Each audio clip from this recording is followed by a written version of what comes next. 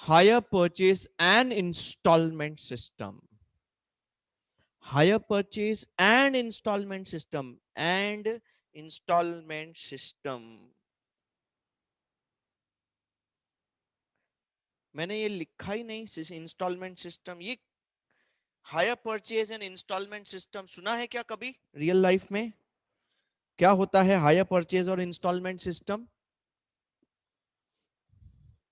दोस्तों आज की तारीख में ये सिस्टम मार्केट में सेल करने का सबसे स्ट्रॉन्ग वे है। आज आप कुछ भी खरीदेंगे ऑनलाइन, आप जब भी कुछ भी खरीदेंगे, everything is available on EMI basis. Everything is available on EMI basis. Even if you see a small product of say 500 to 1000, in that product you have EMI available. So this system has increased the market sale like anything. अब बच्चों ये system होता क्या है?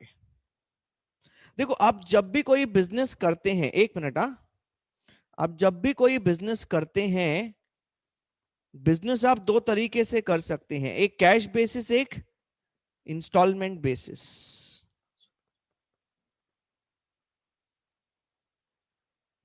एक minute, there is something wrong with the pen.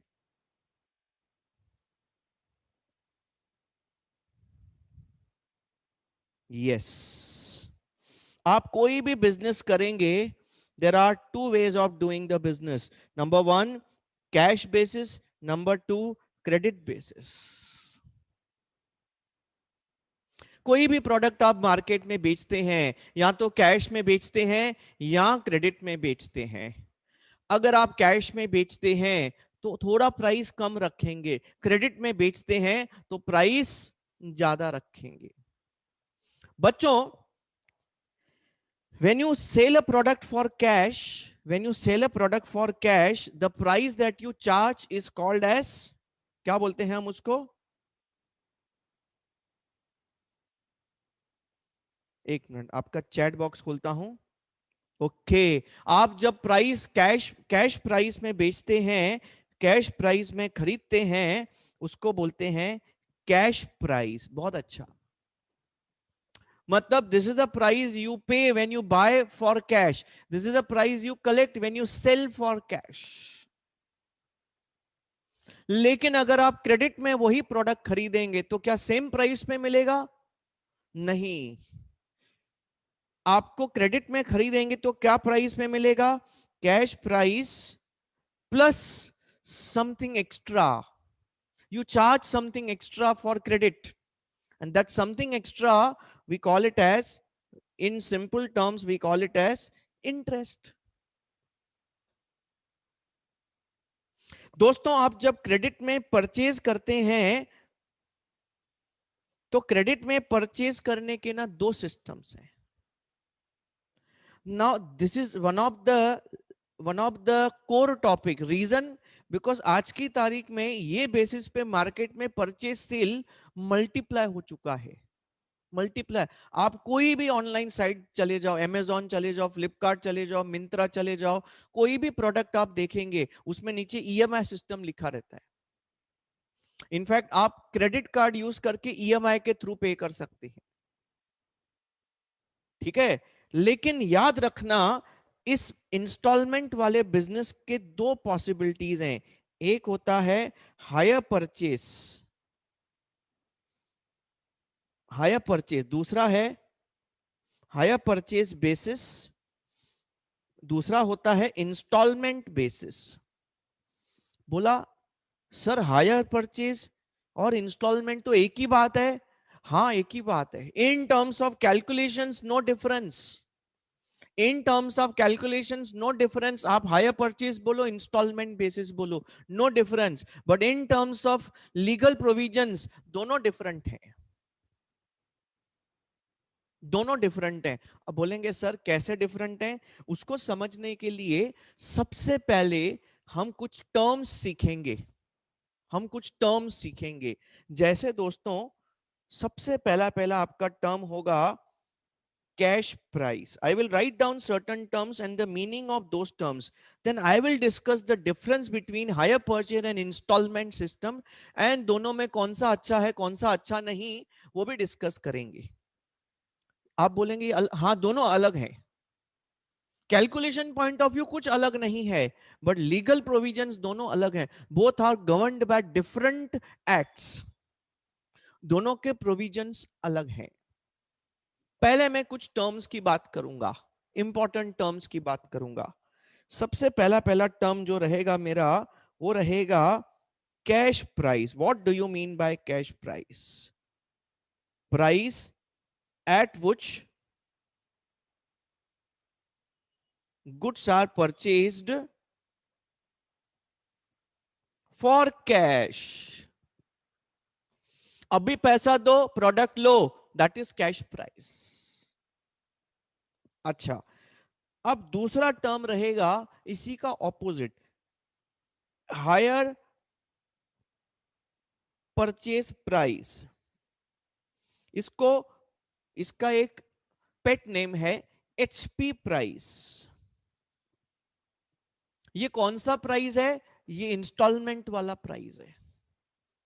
आप कोई भी सामान लेने को जाते हैं, आप कोई भी सामान लेने को जाते हैं, और अगर आप कैश में खरीदेंगे तो आपको प्राइस अलग होगा, आप इंस्टॉलमेंट्स में क्रेडिट पे खरीदेंगे तो प्राइस ज्यादा होगा. ये जो ज्यादा होगा ना ऐड करके इंटरेस्ट, उसको बोलते हैं एचपी प्राइस. उसको क्या बोलते हैं बच्चों? HP price. So HP price is nothing but price when goods are purchased on installment basis. So technically I can say my HP price is equal to cash price plus something extra, that is interest. आप जा रहे हैं एक particular showroom में जा रहे हैं, कौन सा बाइक अच्छा लगता है, कौन सा बाइक लेना चाहते हैं, कौन सा बाइक आपको लेना है, टारगेट है. चलो आप एक गाड़ी लेना चाहते हैं, सीए बन गए. सीए बनने के बाद आपने पहला काम ये किया कि आपने कार ले लिया. अभी नौकरी नहीं लगी है, कार ले लिया. ऐसा मेरे दोस्त ने किया था. जैसे सीए बना उस दिन, जिस दिन सीए बना, दो काम किए, पहला मोबाइल लिया, दूसरा कार लिया. मैं बोला तू कमाना तो स्टार्ट कर. बोला कमाऊंगा ना. तो क्या किया, इंस्टॉलमेंट बेसिस पे ले लिया. बोला अभी सैलरी चालू होगी, आज नहीं तो एक दो महीने में चालू हो जाएगी, इंस्टॉलमेंट्स भरूंगा ना. तो आप कार लेने गए, आपको कार समझो कौन सी कार अच्छी लगती है.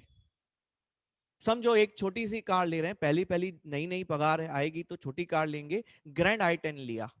ग्रैंड i10 कितने में आती है? लगभग 5 लाख पकड़ू, 5 लाख की आपकी कार है ये. आप जाके शोरूम में गए, भाई मुझे कार खरीदनी है. बोला हाँ 5 लाख में ले लो. ठीक है, लेकिन आपने बोला मुझे इंस्टॉलमेंट चाहिए. बोला 5.5 लाख. बोला 50,000 क्या ऐड किया? Finance interest, finance charges. एक बहुत टेक्निकल बात आप ध्यान करना, मैं आपको बहुत सारी चीजें इसमें ना जबरदस्त बताने वाला हूं. पहला पहला 1 घंटे का जो सेशन होगा ना, इसमें लीगल प्रोविजंस और बहुत सारी प्रैक्टिकल टेक्निकल चीजें आप सीखेंगे. फिर उसके बाद हम अकाउंटिंग और कैलकुलेशंस के पीछे जाएंगे. बहुत ही दोस्तों इंटरेस्टिंग टॉपिक है, रियल लाइफ में बहुत ही काम का टॉपिक है. रीजन बीइंग, क्या रीजन है इसका बहुत काम का टॉपिक है? बिकॉज ये ट्रांजेक्शन्स नाउअडेज मल्टीप्लाई हो रहे हैं. डेली बेसिस पे करोड़ों ट्रांजेक्शन्स इंडिया में हो रहे हैं, करोड़ों. आजकल आपने एक एड देखा होगा, हर हर मोबाइल के दुकान के बाहर आजकल एक बोर्ड लगा होता है, लोन पे फोन. लोन पे फोन सुना है? ये इंस्टॉलमेंट सिस्टम है. बहुत सारे कंपनीज ने आजकल एक और प्रोडक्ट, एक और तरीका चालू किया है, ईएमआई विथ 0% इंटरेस्ट. मतलब आपको इंस्टॉलमेंट्स देंगे लेकिन इंटरेस्ट चार्ज नहीं करेंगे. ऐसा भी चालू किया है प्रोडक्ट बेचने के लिए, प्रोडक्ट का सेल बढ़ाने के लिए. आप इंस्टॉलमेंट्स में पे करो बिना इंटरेस्ट के. ऐसा भी होता है दोस्तों, स्कीम्स आती हैं. अब दोस्तों याद रखना, 5 लाख में हम लोग गाड़ी लेने वाले थे कैश में, लेकिन जब हमने उसको पूछा भाई मेरे को 10 इंस्टॉलमेंट लगेंगे, 10 इंस्टॉलमेंट में देगा, बोला 5.5 लाख। तो ये 5.5 लाख मेरा एचपी प्राइस है, 5 लाख मेरा कैश प्राइस है। ओके, अच्छा हमारे पेमेंट टर्म्स क्या होते हैं? पेमेंट में ना पहले पहले आप एक एक पहला टोकन मनी देते हैं। टोकन मनी, टोकन मनी समझते हैं कि पहला ये लो जमा करो और मुझे प्रोडक्ट दो, बाकी इंस्टॉलमेंट्स में देंगे। उस टोकन मनी का टेक्निकल अकाउंट्स की लैंग्वेज में नाम है, क्या है, कोई बता सकता है? वेरी गुड, वेरी गुड वैभव जी, वेरी गुड, डाउन पेमेंट। इसको टेक्निकली डाउन पेमेंट बोलते हैं। मतलब हम कार लेने जाएंगे तो सामने वाला बोलेगा भाई देखो 5.5 लाख का कार है आपका हायर परचेज प्राइस पे, एज ऑफ नाउ 1 लाख तो आपको अभी देना पड़ेगा, बाकी 4.5 लाख रुपया आप किस्तों में देंगे। ठीक है, प्लस सेकंड क्या होता है, इंस्टॉलमेंट्स, किस्तें।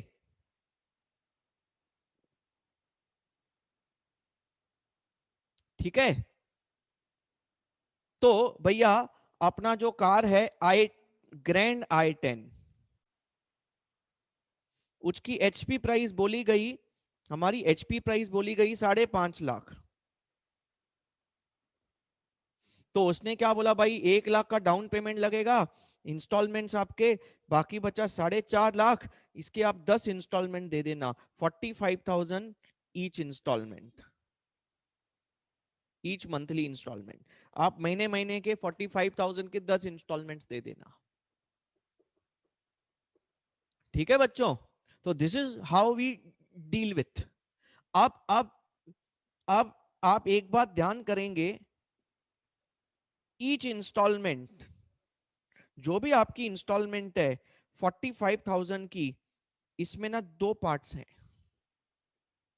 इसमें दो पार्ट्स इंक्लूड है। क्या दो पार्ट्स इंक्लूड होंगे आपके हिसाब से? 45,000 में बच्चों दो पार्ट्स क्या इंक्लूड होंगे? Can you help me out? हर इंस्टॉलमेंट के दो कंपोनेंट्स होते हैं, हर इंस्टॉलमेंट के दो कंपोनेंट्स होते हैं। मुझे एक्सपेक्टेड है कि बहुत बढ़िया, वेरी गुड, वेरी गुड। एक तो उसमें अपना प्रिंसिपल अमाउंट होता है, दूसरा उसमें क्या इंक्लूड होता है, इंटरेस्ट इंक्लूड होता है। हर इंस्टॉलमेंट में प्रिंसिपल भी होता है, इंटरेस्ट भी होता है। ठीक है बच्चों, मैं एक और फॉर्मूला लिखना चाहूंगा, एक और फॉर्मूला लिखूंगा, वो फॉर्मूला है H P price is equal to, I would say, down payment plus installments, installments plural. आपकी डाउन पेमेंट है 1 लाख, प्लस 45,000 रुपए की 10 इंस्टॉलमेंट्स हैं, 4.5 लाख, 5.5 लाख। दोस्तों मैंने आपको इक्वेशन नंबर 2 भी दे दिया, बहुत ही सिंपल।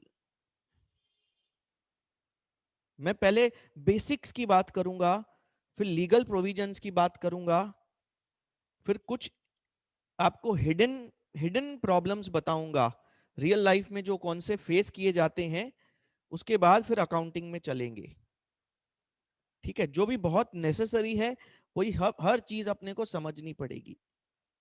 हाँ, और दोस्तों मैं इसमें तीसरा तीसरा भी लिख सकता हूं, क्या तीसरा इक्वेशन लिख सकता हूं? Can I write, can I write my installment has two component, at one is the principal element,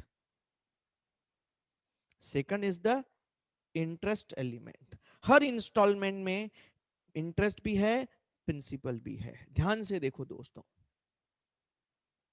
मैंने 3 इक्वेशंस यहां पे लिख दी हैं। पहला इक्वेशन मेरा HP price 5.5 lakh is equal to cash price 5 lakh plus 50,000 interest 5.5 lakh. ये इंटरेस्ट कैसे कंप्यूट हुआ, इसका रेट कैसे लिया, ब्रेक कैसे किया, ये आएगा। आज ही आने वाला है, डोंट वरी एट। अच्छा, मेरा एचपी प्राइस में क्या आएगा? अब ये 5.5 लाख हम लोग वसूल कैसे करेंगे कस्टमर से? पहले डाउन पेमेंट लेंगे, बाकी उनको किस्तें लेंगे, इंस्टॉलमेंट्स लेंगे बच्चों। So I can say my HP price is equal to down payment plus instalments. और हर इंस्टॉलमेंट में दो कंपोनेंट्स होते हैं, प्रिंसिपल प्लस सम इंटरेस्ट। हम इस टॉपिक में एक बहुत इंपॉर्टेंट बात सीखेंगे कि इंस्टॉलमेंट्स को प्रिंसिपल और इंटरेस्ट कंपोनेंट में तोड़ने का कैसे। देखो, आप कभी भी बैंक में जाते हैं, भाई मेरे को घर का लोन चाहिए, आपको बोलेंगे कितना लोन चाहिए भाई? 10 लाख लोन चाहिए। कितना इंटरेस्ट? ये इंटरेस्ट कितने साल? 15 साल। आपको ईएमआई बता देते हैं कि इतना महीने का भरना पड़ेगा। तो उस ईएमआई में प्रिंसिपल भी इंक्लूड है, इंटरेस्ट भी इंक्लूड है। आपको पता है कितना प्रिंसिपल कितना इंटरेस्ट है? नहीं पता होता। हम आपको यहां पे सिखाएंगे कि आपको उस ईएमआई को तोड़ना कैसे है। ये टॉपिक सीखने के बाद आपको मैं अगर ऐसा बोल दूं, भाई मेरा मेरा आ, इतना प्रिंसिपल है, इतना रेट ऑफ इंटरेस्ट है, इतने साल में ईएमआई क्रिएट करो, आप ईएमआई कंप्यूट कर पाएंगे?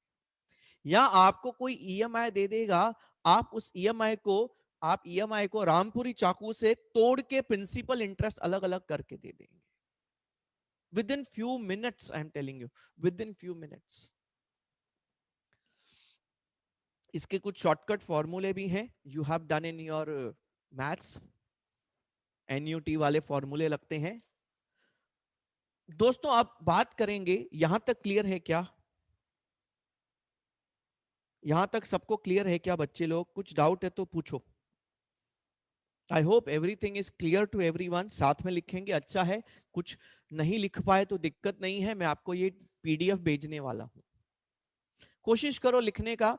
समझो कोई चीज एक आध लाइन एक आध पॉइंट लिखना रह गया तो दिक्कत नहीं, जगह छोड़ दो, बाद में फिर आप पीडीएफ से 5 मिनट में लिख देना वो। लेकिन लेकिन आपकी नोटबुक में एक एक बात लिखी होनी चाहिए।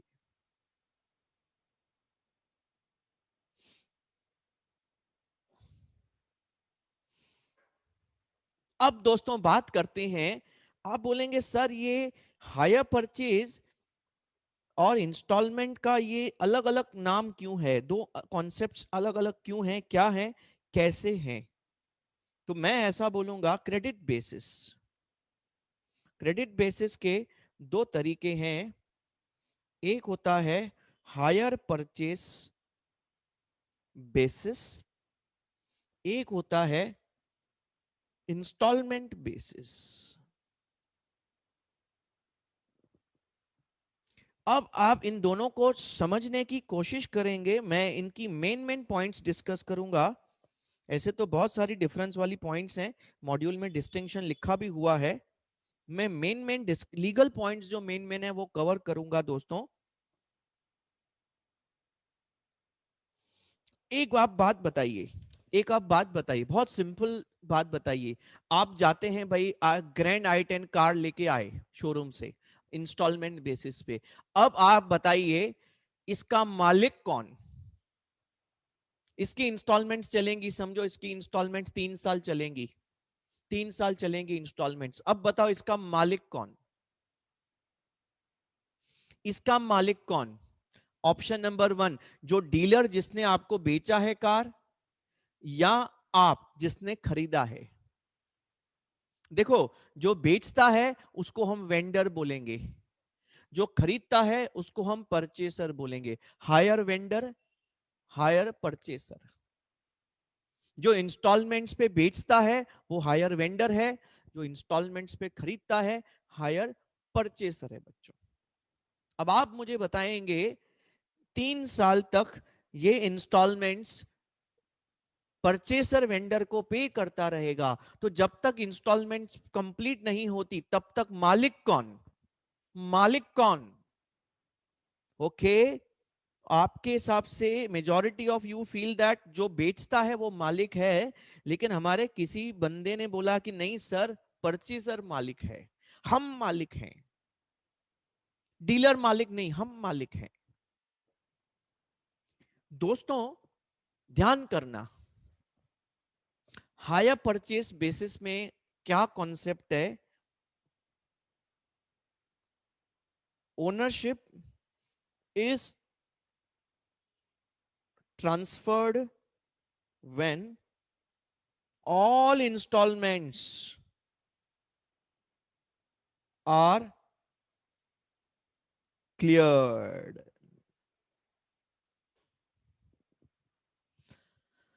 Higher purchase basis पे ownership will remain with vendor till the time last installment is paid off. मतलब मालिक कौन रहेगा जब तक इंस्टॉलमेंट्स क्लियर नहीं हुए? Vendor will remain the owner on paper, on paper. But in case of installment system, the rule is different. Ownership is transferred immediately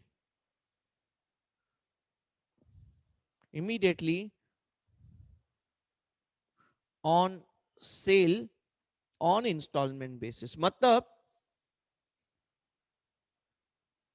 आप जैसे कार खरीद के आएंगे ना, उसी टाइम आप ओनर बन जाएंगे. डाउन पेमेंट किया, कार लेके आए, आप ओनर बन जाएंगे. Purchaser will become owner immediately at the time of purchase.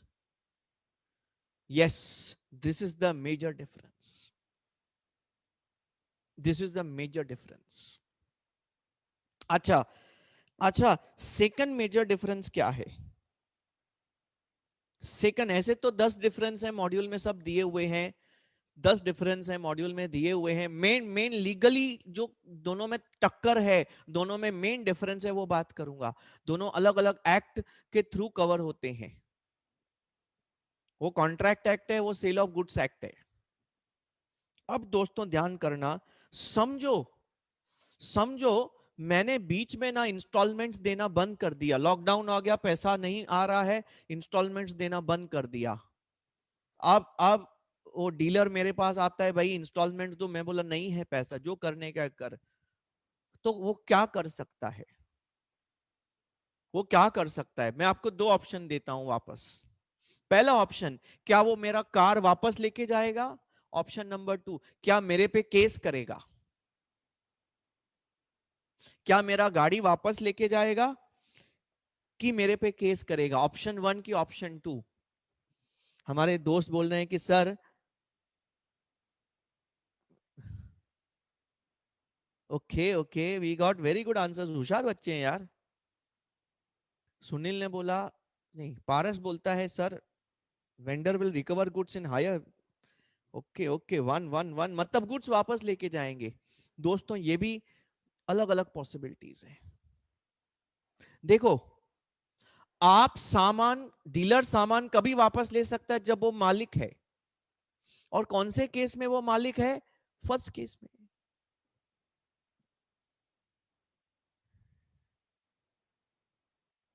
Higher vendor can repossess the goods on default by higher purchaser. अगर हायर परचेजर डिफॉल्ट करता है, पैसा नहीं देता है, तो vendor has right to recover. वो रिकवर मतलब गुड्स वापस लेके जाएगा, आएगा आपके घर में, आपकी कार लेके चला जाएगा. आपकी कार लेके चला जाएगा. समझो आपने हुंडई का शोरूम से परचेज किया इसको, हुंडई के शोरूम वाले आएंगे, आपकी कार उठा के लेके जाएंगे. यही कार फिर बाद में ना ऑक्शन में बिकेगा. वो अगर आपके बैंक से फाइनेंस किया हुआ है तो. नहीं तो ये लोग भी सेकंड हैंड कार करके बेचना स्टार्ट करेंगे. अब दोस्तों, अगर आप इंस्टॉलमेंट बेसिस पे बेचते हैं, अब यहां पे ना ओनरशिप परचेसर के पास जा चुका है. अब मैंने इंस्टॉलमेंट बेसिस पे खरीदा, मैं मालिक हूं. अभी मैं मालिक हूं. हिम्मत है कि डीलर मेरी कार को हाथ लगा के दिखाए. वो मेरी कार को हाथ नहीं लगा सकता. भले मैंने इंस्टॉलमेंट नहीं दिया, वो मेरी कार को हाथ नहीं लगाएगा. क्योंकि मालिक मैं हूं, परचेजर मालिक है। तो डीलर क्या कर सकता है, मेरे पे केस कर सकता है। वो मेरे पे केस कर सकता है, भाई ये पैसा नहीं दे रहा।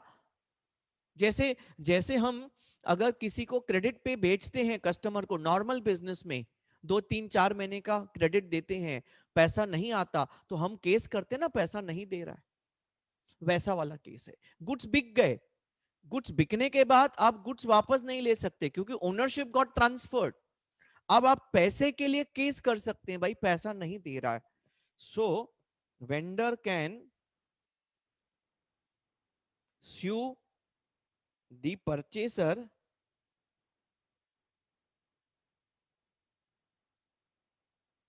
for money due। वो केस करेगा, गुड्स नहीं ले सकता। अच्छा चलो बढ़िया बच्चों। Okay very good very good, बहुत अच्छा, होशियार बच्चे हैं। वैभव एकदम लगता है होमवर्क करके बैठता है। अब मैं आपसे एक सवाल पूछता हूं बच्चों, थोड़ा सा इसके ऊपर ज्ञान करते हैं। आपको समझो एक काम करना है इंस्टॉलमेंट बेसिस पे, आप कौन से बेसिस पे करना चाहेंगे, हायर परचेज बेसिस पे करना चाहेंगे, इंस्टॉलमेंट बेसिस पे? आप डीलर बनना चाहते हैं, आप गाड़ी का शोरूम खोलते हैं, आप टीवी का शोरूम खोलते हैं, आप वॉशिंग मशीन का शोरूम खोलते हैं, आप इंस्टॉलमेंट बेसिस पे प्रोडक्ट बेचते हैं, आप कौन सा मेथड पसंद करेंगे, एचपी वाला कि इंस्टॉलमेंट वाला?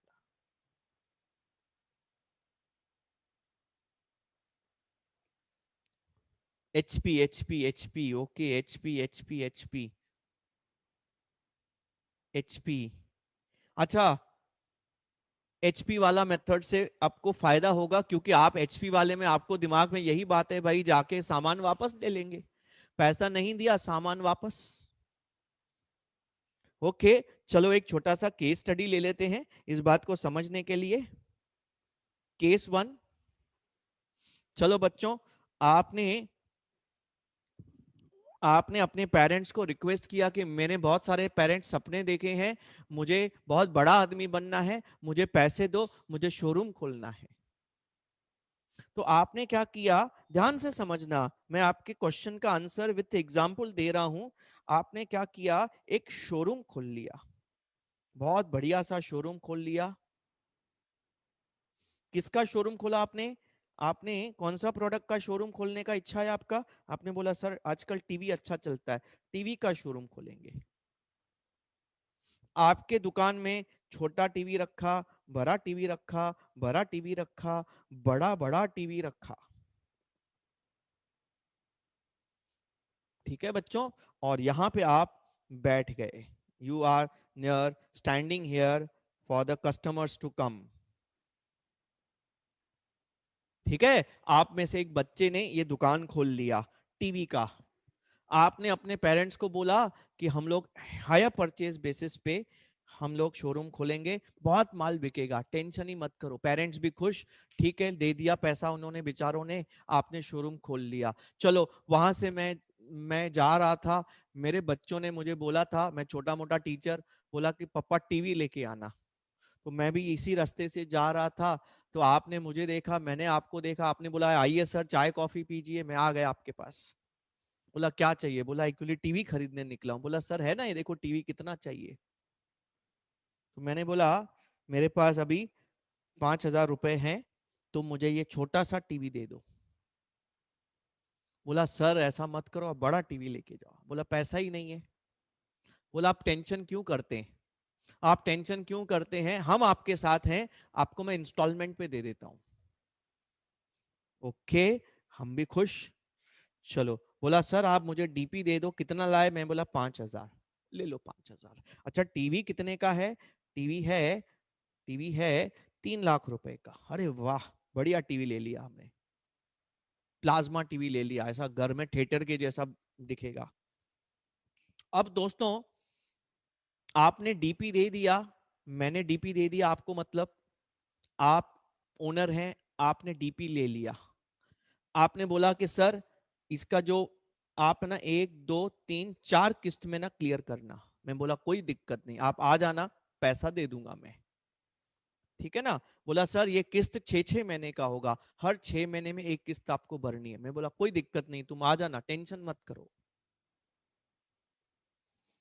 6 महीने हो गए, आप मेरे घर में आ गए, दरवाजा खटखटाया, मैंने दरवाजा खोला, मैं बोला कौन हो तुम? बोला सर पहचानना भूल गए क्या, मैं आपका स्टूडेंट, टीवी टीवी। बोला कौन सा टीवी? अरे आपने मेरे से टीवी लिया था हायर परचेज बेसिस पे। बोला अच्छा अच्छा, हाँ हाँ, बोल बोल क्या हाल है? बोला सर इंस्टॉलमेंट। मैं बोला नहीं है पैसा। बोला सर ऐसा मत करो, इंस्टॉलमेंट दो, टाइम हो गया है मेरे पास। मैं बोला पैसा ही नहीं है। बोला सर आप अगर पैसा नहीं देंगे मैं आप टीवी उठा के लेके जाऊंगा, ये हायर परचेज बेसिस पे है, मैंने आपको टीवी हायर परचेज बेसिस पे दिया है, मैं टीवी उठा के ले जाऊंगा। मैंने बोला लेके जा, आजा अंदर आजा। बोला आजा चाय भी पी के जा।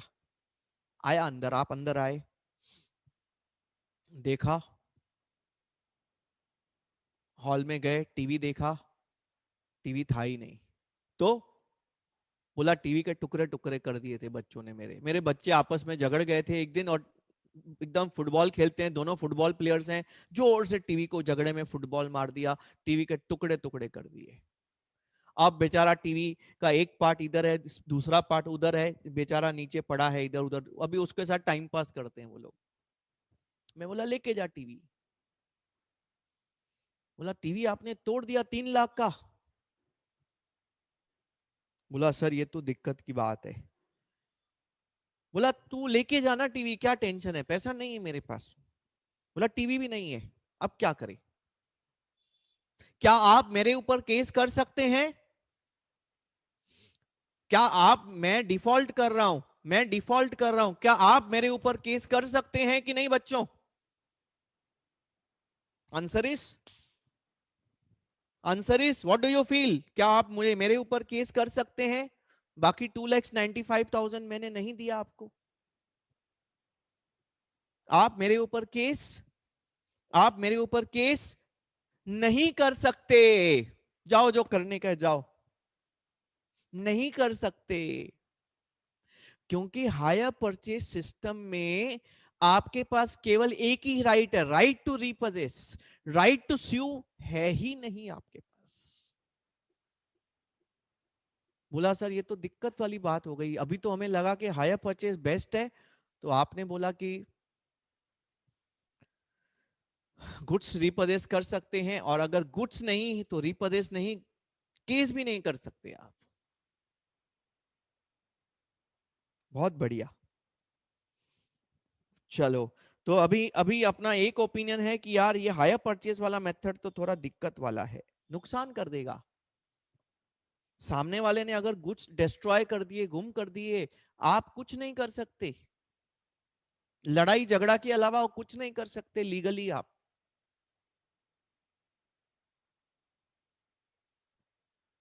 रेमेडी है ना, installment basis, go for installment basis.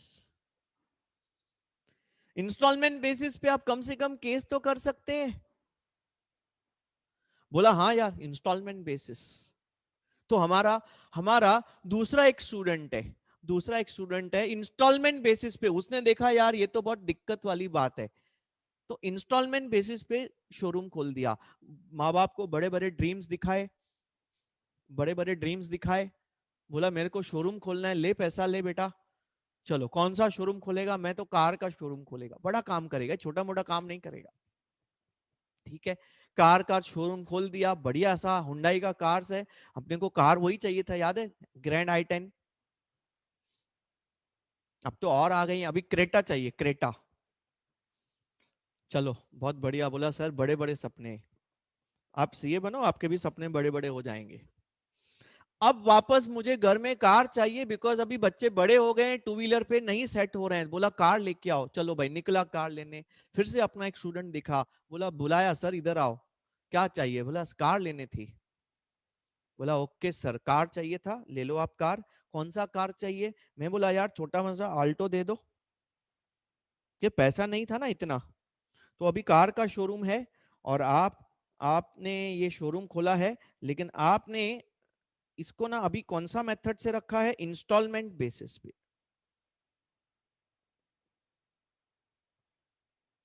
आपने बोला एचपी वाला सिस्टम ठीक नहीं, आपके दोस्त ने बताया था, डूब गया पैसा। अब इंस्टॉलमेंट बेसिस पे मैं आपसे कार लेने आ गया, आपने बोला कौन सा, मैं बोला अल्टो, बोला नहीं सर क्रेटा ले लो। अब क्रेटा कितने में आता है मुझे बताओ तो जरा, कुछ 8-10 लाख में आता होगा ना? अरे बताओ ना, इतना तुमको नॉलेज है।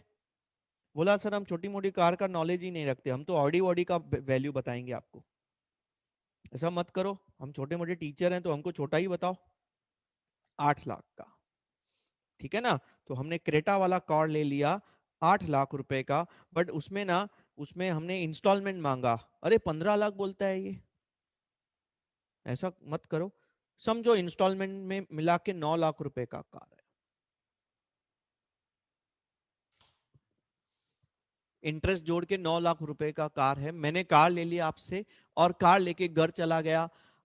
अच्छा, मैंने आपको डाउन पेमेंट किया, बोला सर आप अपने ही हैं, डाउन पेमेंट थोड़ा दे दो। मैं बोला यार मेरे पास डाउन पेमेंट तो है ही 20,000 रुपया। बोला सर कोई दिक्कत नहीं, दे दो आप।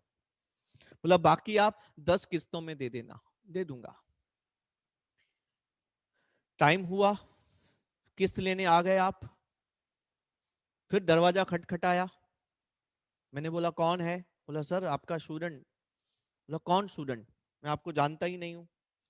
बोला सर कार लिया था क्रेटा। बोला बताओ बताओ, अरे हाँ हाँ याद आया याद आया, बताओ बताओ। बोला सर वो इंस्टॉलमेंट लेने आया था। बोला काहे का इंस्टॉलमेंट, नहीं देगा, पैसा ही नहीं है, पैसा ही नहीं है। बोला ऐसा मत करो सर, आप अगर मुझे इंस्टॉलमेंट नहीं देंगे तो मैं रेस्पेक्ट भूल जाऊंगा, आप सर है मैं भूल जाऊंगा, मैं तो फिर आपके ऊपर केस लगा दूंगा। लगाओ केस। मैंने बोला लगाओ केस, जो करने का करो। कौन सी कोर्ट में लगाएगा? बोला मैं उल्लासनगर कोर्ट में लगाएगा। बोला लगाओ, बॉम्बे कोर्ट में लगाओ, क्या प्रॉब्लम है? तो आपने क्या किया, मेरे पे केस लगा दिया। मेरे को कोई टेंशन नहीं है, मेरे को कोई टेंशन नहीं है।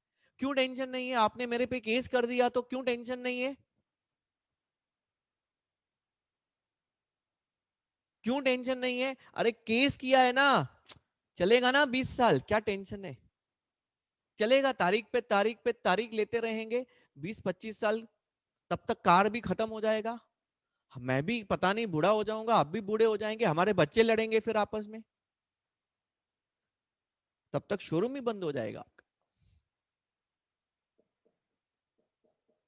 बोला सर ये तो बहुत टेंशन वाली बात है, दिक्कत वाली बात है। अल्टीमेटली आप क्या बोलना चाहते हैं? क्या हम इंस्टॉलमेंट बेसिस पे काम ही नहीं करें, हायर परचेज बेसिस पे भी नहीं करें? तो बोलते हैं आज के जमाने में चलता ही यही है। हाँ दोस्तों, ध्यान करना, अगर आप एचपी बेसिस पे करेंगे तो सामने वाला गुड्स अगर डिस्ट्रॉय हो गया तो आपको कुछ नहीं मिलेगा, केस भी नहीं करेंगे। आप इंस्टॉलमेंट बेसिस पे करेंगे तो दिक्कत क्या है, केस का दिक्कत है, केस का दिक्कत है दोस्तों। तो क्या करना चाहिए? Ideally, ideally if if following conditions are satisfied, मैं आपको कुछ कंडीशंस बता रहा हूं।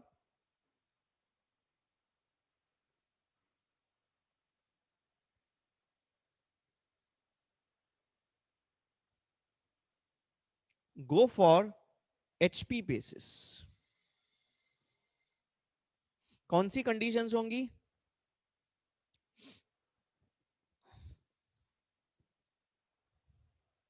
Goods can not be destroyed easily.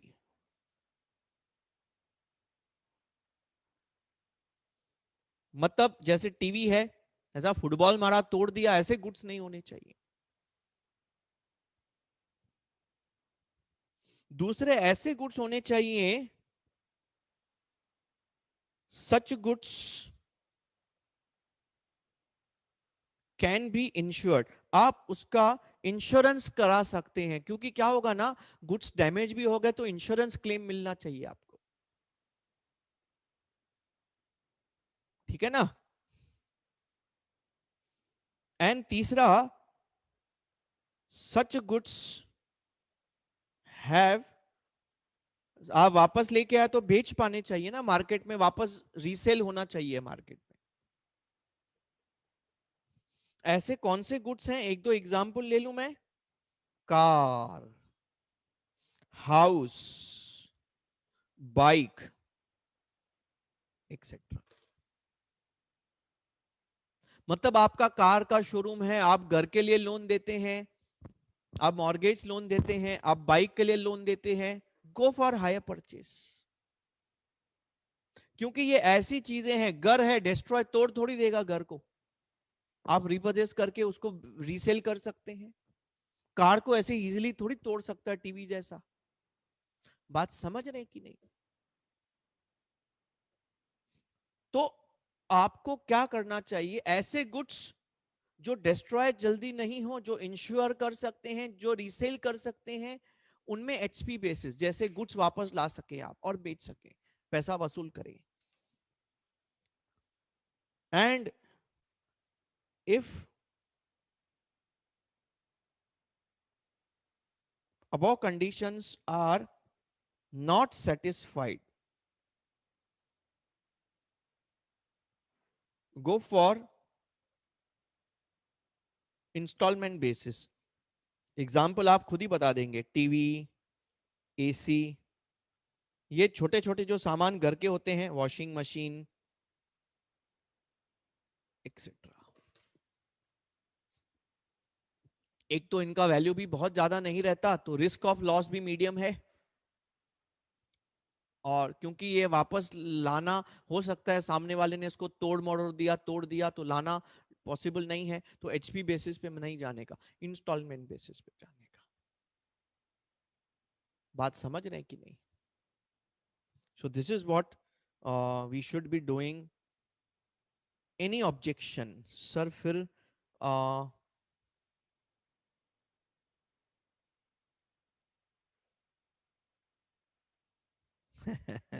Sunil ji, रहता है ऐसा कुछ नहीं, आप नोटिस वोटिस बेच सकते हैं, लेकिन जो प्रोविजंस हैं मैंने आपको बता दिए, कॉन्ट्रैक्ट के जो प्रोविजंस हैं, सेल ऑफ गुड्स के जो प्रोविजंस हैं आपको बता दिए। सेल ऑफ गुड्स एक्ट में आप रिपदेश नहीं कर सकते बेचा हुआ माल, क्योंकि ओनरशिप हैज बीन ट्रांसफर्ड। हाँ, अब ईएमआई क्या होता है, देखो मैं एक बात बताता हूं, बहुत बढ़िया क्वेश्चन है। मैं आपको, EMI is equated monthly installment. ध्यान से समझना बच्चों, मैं आपको ना एक बहुत अच्छा स्टोरी बताता हूं। ये डीलर का शोरूम है, ये आप हैं, ये आप हैं, बहुत बढ़िया दिख रहे हैं देखो।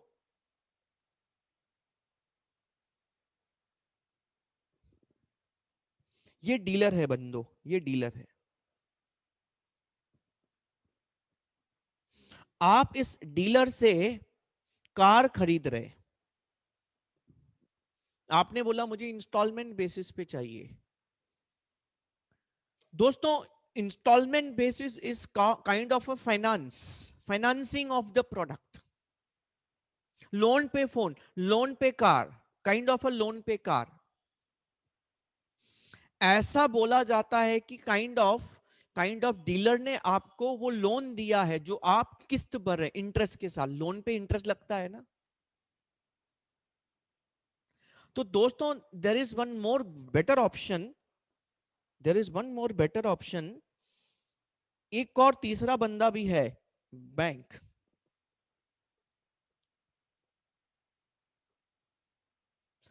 आपके पास ना दो ऑप्शंस होते हैं, या तो आप लोन डीलर से लो, या तो आप लोन बैंक से लो।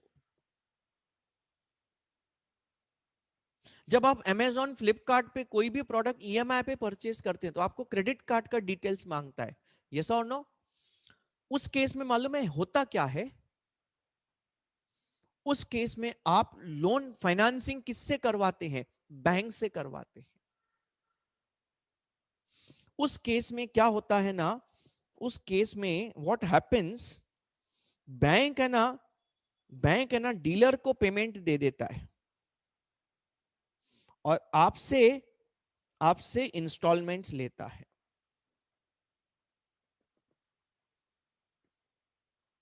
बैंक डीलर को पेमेंट दे देता है और आपसे इंस्टॉलमेंट, बैंक डीलर को ना कैश प्राइस दे देगा और आपसे इंटरेस्ट जोड़ करके इंस्टॉलमेंट्स लेगा।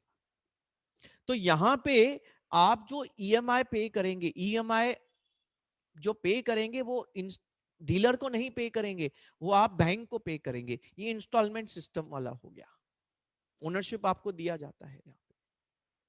अब अगेन एचपी टर्म्स लिखा होता है, आप कभी भी कोई भी गाड़ी लेके आओ, उसमें आपके जो आरसी बुक होता है उसमें लिखा होता है, अगर लोन लिया तो, कि एचपी टर्म्स, उसमें रिपोजिशन राइट्स होते हैं, एचपी टर्म्स लिखा तो। एक और बात आप ध्यान देना बच्चों, एक और बात, आप डायरेक्टली डीलर, अभी बीच में बैंक को नहीं लाएंगे तो भी चलेगा, डीलर आपको फाइनेंस करेगा। डीलर बोलेगा ठीक है डाउन पेमेंट दो, बाकी इंस्टॉलमेंट्स दो, बैंक को बीच में नहीं लाते हैं।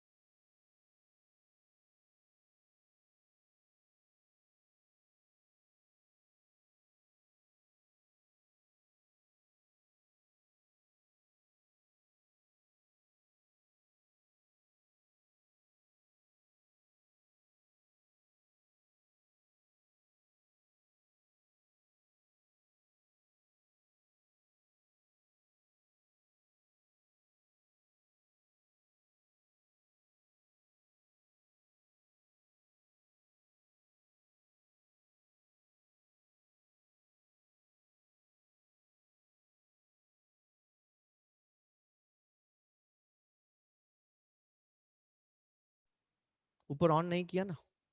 Is it visible now?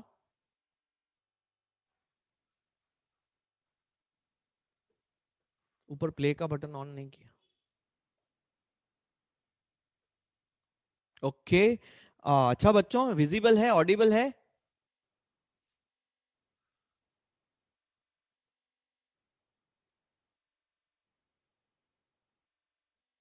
No? Just a minute, wait for 1 minute, it will be done.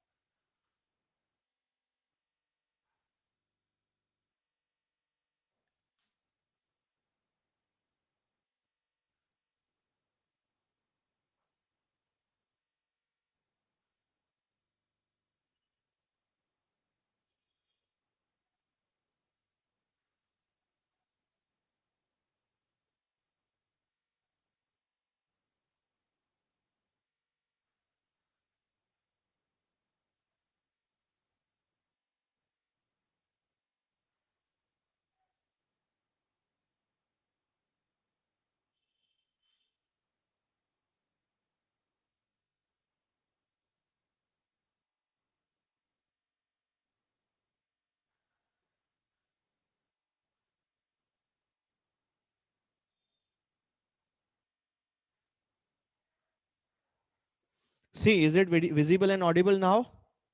Both now?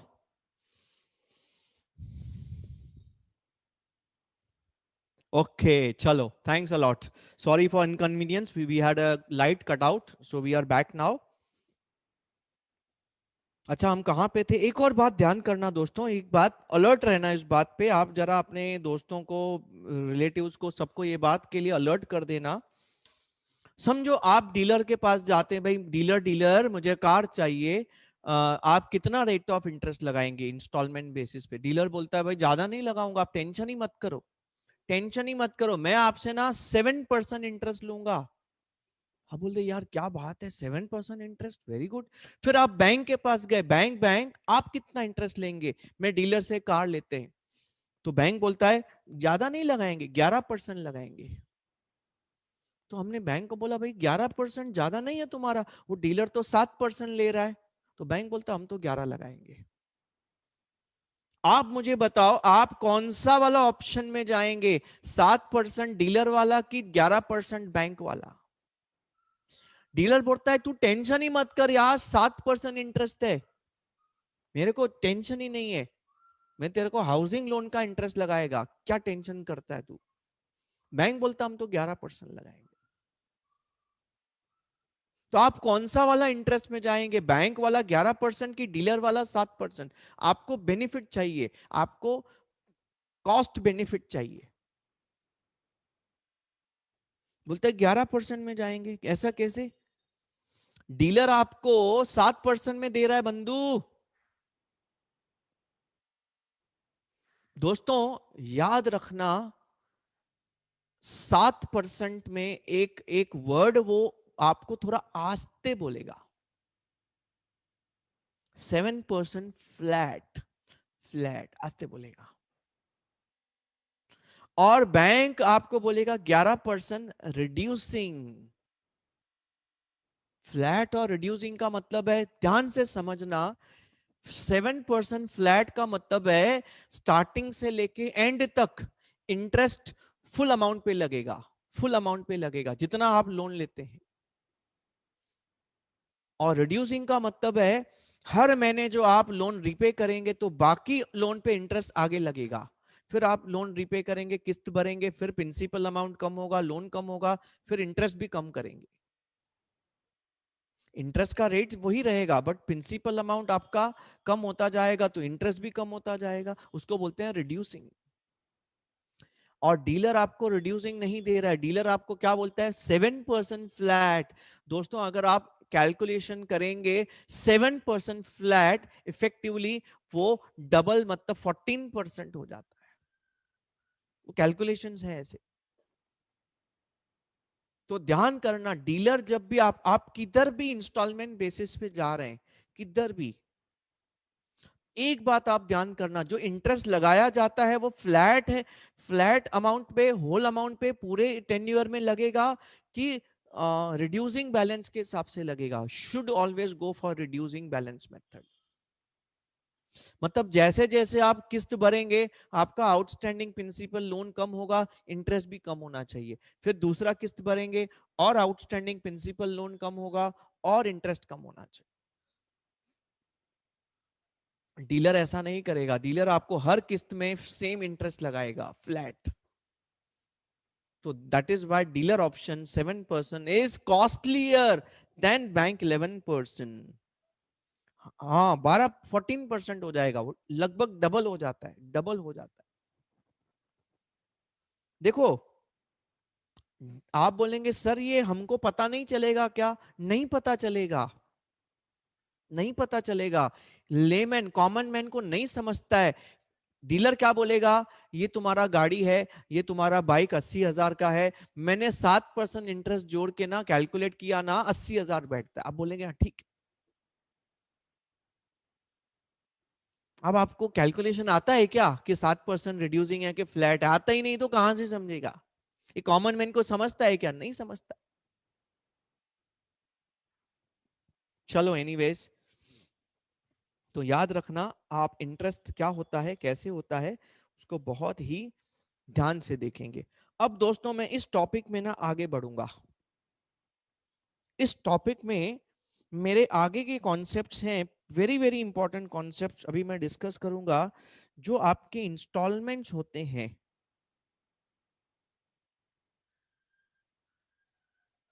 वो तीन टाइप के होते हैं। तीन टाइप के इंस्टॉलमेंट्स होते हैं। मैं इसको ना एकदम तोड़ के दे दूंगा टॉपिक को, जैसे आपको समझने में बहुत आसानी हो। बहुत ही इजी टॉपिक है, एक बार आपने कॉन्सेप्ट एंड कैलकुलेशंस को समझ लिया तो। एक, इक्वल इंस्टॉलमेंट। हर महीने या हर साल या हर 6 महीने जो भी है, इक्वल अमाउंट पे करना है। इसको आप ईएमआई बोलते हैं, ईएमआई।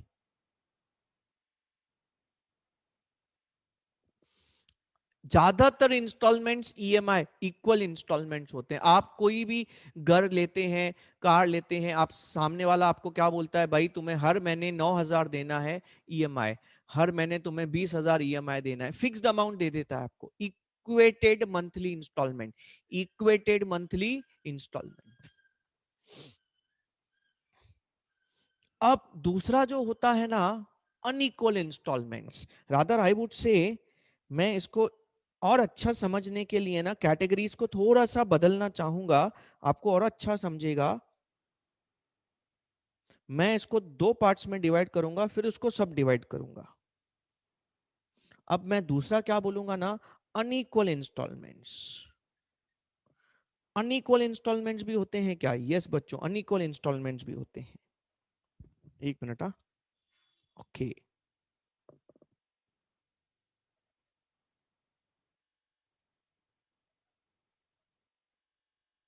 अनइक्वल इंस्टॉलमेंट्स कैसे होते हैं?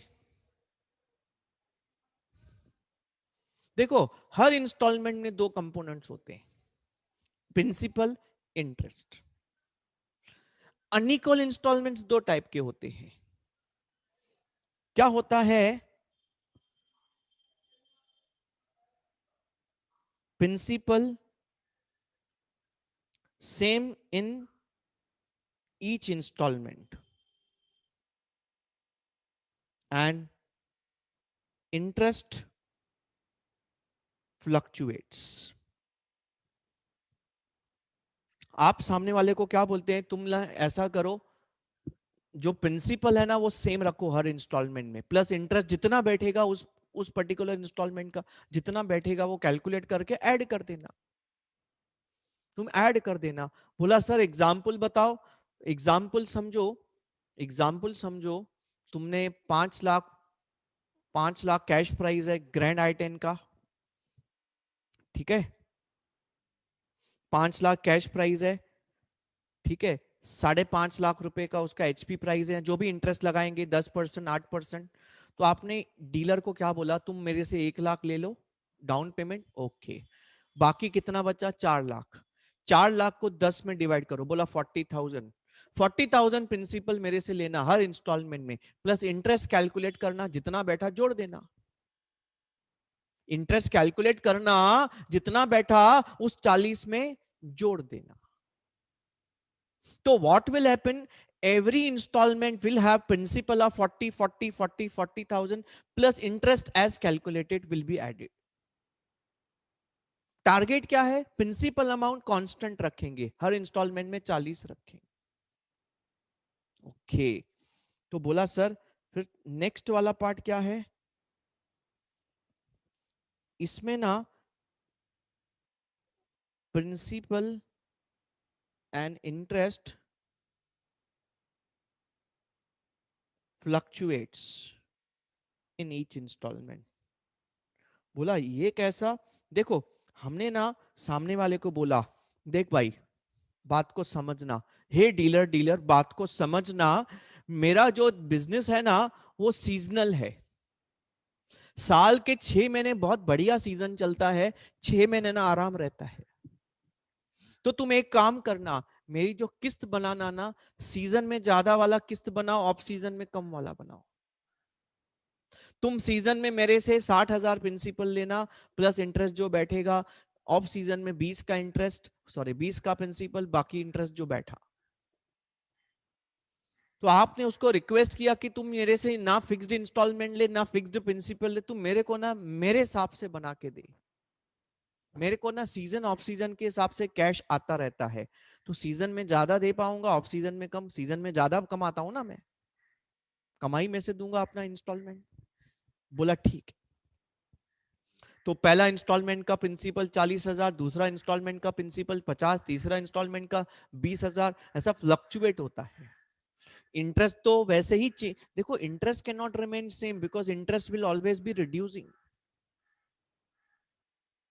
तो देर आर थ्री पॉसिबिलिटीज। एक, इक्वल इंस्टॉलमेंट, भाई तुमको हर महीने 20,000 देना है इंक्लूडिंग इंटरेस्ट। दूसरा, अनइक्वल में दो possibilities, equal principal, interest fluctuate होगा। तीसरा पॉसिबिलिटी, प्रिंसिपल भी फ्लक्चुएट होगा, इंटरेस्ट भी फ्लक्चुएट होगा। बोला सर ये बोल तो दिया, अब इसके एग्जाम्पल, सबके एग्जाम्पल दे दूंगा, क्योंकि ऐसे तीनों टाइप के इंस्टॉलमेंट्स के हमारे पास भर भर के एग्जाम्पल्स हैं दोस्तों। तो एक एक करके सब एग्जाम्पल्स हम डिस्कस करेंगे। आप खाली ध्यान से सुनते रहिएगा, कोई भी डाउट रहेगा बताइएगा। पहले यहां तक क्लियर है क्या? बोला सर ये पिक्चर जो है ना डेटा के साथ समझेगा, बिल्कुल सही बोल रहे हैं। जब मैं पिक्चर में डेटा डालूंगा ना तीनों ऑप्शंस में, तो आपका पिक्चर 100% क्लियर हो जाएगा। ठीक है, चलो दोस्तों, अब मैं कैलकुलेशन पार्ट स्टार्ट करने से पहले एक खाली अकाउंटिंग का ना फ्लो चार्ट दे देता हूं। देखो अपने को अकाउंटिंग सीखनी है। अकाउंटिंग, अकाउंटिंग की जब हम बच्चों बात करेंगे तो हम दो पार्ट्स में इसको डिवाइड करेंगे। Number one, in the books of hire purchaser. दूसरा अकाउंटिंग कौन सा सीखेंगे? अरे भाई रुको, इधर ही रुको।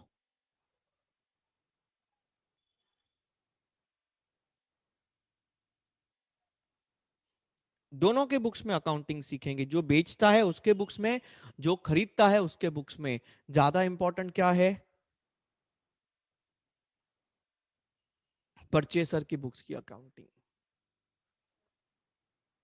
अच्छा, अब दोस्तों दो मेथड हैं। इसको अभी इन्होंने कैश प्राइस मेथड बोला है, पहले इसको क्रेडिट सेल मेथड बोलते थे। दूसरा method interest suspense account method, same.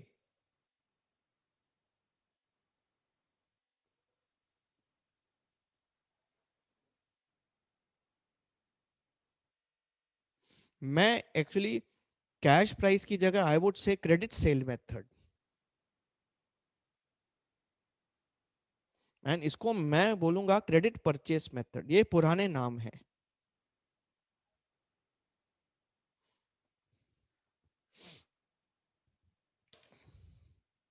ये अपने को चार अकाउंटिंग सीखनी है। हायर परचेस में दो मेथड, हायर वेंडर में दो मेथड।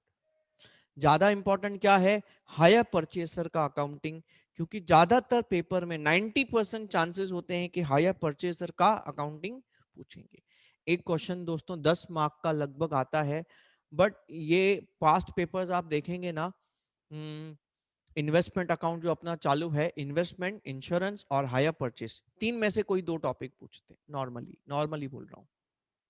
और उसमें ना इन्वेस्टमेंट और इंश्योरेंस को ज्यादा प्रायोरिटी दिया जाता है। ये कभी कभी पूछते हैं, कभी कभी नहीं पूछते।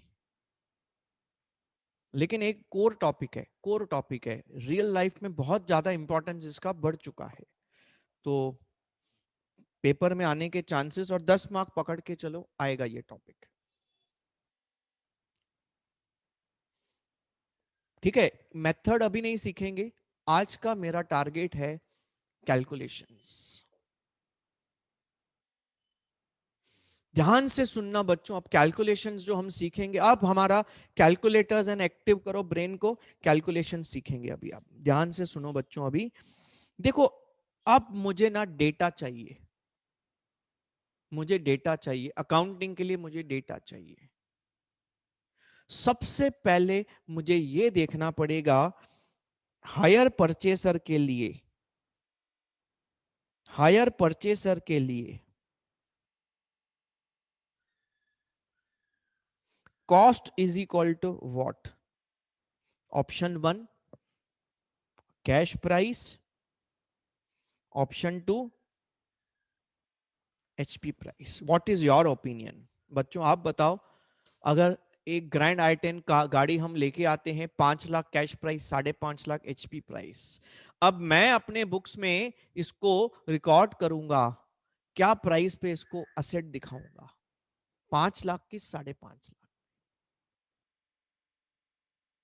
5 लाख पे कि 5.5 लाख पे? कैश प्राइस सीपी लिखो या एचपी लिखो? What will B cost for me? मैं आपको रिक्वेस्ट करता हूं कि try to answer.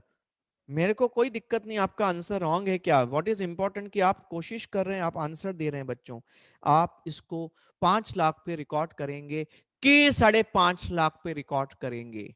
Okay, everybody everybody HP price. दोस्तों इसका करेक्ट आंसर है, करेक्ट आंसर है। अच्छा, हमारे एक दोस्त ने बोला नहीं नहीं सर, संभाजी आ गया मैदान में, वेरी गुड, वेलकम संभाजी। बोलता नहीं सर 5 लाख। मुस्कान ने भी बोला 5 लाख। मुस्कान, पहली बात तो congratulation for scoring super marks in CA foundation. First of all I again once again congratulate everyone to clear CA foundation. आपका पहला पड़ाव खत्म हो गया बच्चों, आप अभी दूसरे पड़ाव में आए हैं। The second level of your CA. मैं ऐसा बोलूंगा कि देखो सीए इंटरमीडिएट ना, टफनेस जो है इतना नहीं है, टफनेस इतना नहीं है। सीए इंटरमीडिएट में किस चीज को आपको फाइट करना है ना, इस चीज को आपको फाइट करना है। किस चीज को? क्या बात है, वॉल्यूम। बहुत बड़ा वॉल्यूम है दोस्तों, ठीक है, बहुत बड़ा वॉल्यूम है। सिलेबस का जो क्वांटिटी है ना वो बड़ा है। तो क्या होता है ना, फीफो मेथड से अपना काम होता है। फीफो मेथड बोला तो फर्स्ट इन फर्स्ट आउट। आज का टॉपिक समझा, जो 1 महीना पहले सुना था आउट, फिर 1 महीने के बाद ये टॉपिक आउट। तो ऐसा होता है कि फीफो मेथड से चीजें रिटेन करने को ना डिफिकल्टी होती है। उसके लिए क्या करने का ना, कांस्टेंट रिविजन्स करने का, प्लानिंग के साथ सीए इंटरमीडिएट किया ना। मैं आपको बोलता हूं, मैंने ऐसे बच्चे देखे हैं जो सीए फाउंडेशन सीए सीपीटी में जस्ट पास होते हैं, जस्ट पास, 100 मार्क्स, वो भी 2 या 3 अटेम्प्ट के बाद, लेकिन सीए इंटर फर्स्ट अटेम्प्ट में निकालते, सीए फाइनल फर्स्ट अटेम्प्ट में निकालते हैं। ऐसा एक स्टूडेंट मैं आपको नाम बता देता हूं, मैं आपको उसका नंबर दे सकता हूं, दिनेश बटीजा। ये अभी चार्टर्ड अकाउंटेंट हमारे क्लास में, CA CPT found inter final totally हमारे पास किया था। सीए सीपीटी बेचारे ने 2 अटेम्प्ट दिए थे, पहला अटेम्प्ट 96, सेकंड अटेम्प्ट 100। लेकिन डेडिकेशन, लेकिन जुनून था, सीए बनना है इंटरमीडिएट, जबरदस्त मेहनत किया first attempt. Very shocking for everybody, very shocking for everybody. CA final में उसने परफॉर्मेंस में ना, अपने ऑफिस में जो नॉलेज गेन किया और जो मेहनत किया, उसने ब्लास्ट किया, सीए फाइनल फर्स्ट अटेम्प्ट में क्लियर किया। तो उसके अंदर ना जुनून था। किस बात का जुनून था मालूम है? नॉलेज का जुनून था। वो नॉलेज गेन करता था, नॉलेज गेन करता था, और उसके बाद वो नॉलेज ने ऑटोमेटिकली उसको वो आउटपुट दे दिया। दोस्तों हम जो टारगेट करेंगे, हमारी स्टडीज ना 2 पार्ट्स में है। एक, आपको नॉलेज तो मिलेगा मिलेगा, लेकिन देखो खाली नॉलेज, मैं बोल रहा हूं क्लियरली बोलूंगा, प्रैक्टिकली फैक्ट बोलूंगा, खाली नॉलेज आपको सीए नहीं बनाएगा। क्योंकि क्योंकि बहुत बार क्या होता है, मेरे पास बहुत नॉलेज है, बहुत नॉलेज है, ज्ञान का एकदम भूसा भरा पड़ा है इतना होलसेल में, लेकिन मेरे को वो पेपर में आउटपुट निकालने को आना चाहिए।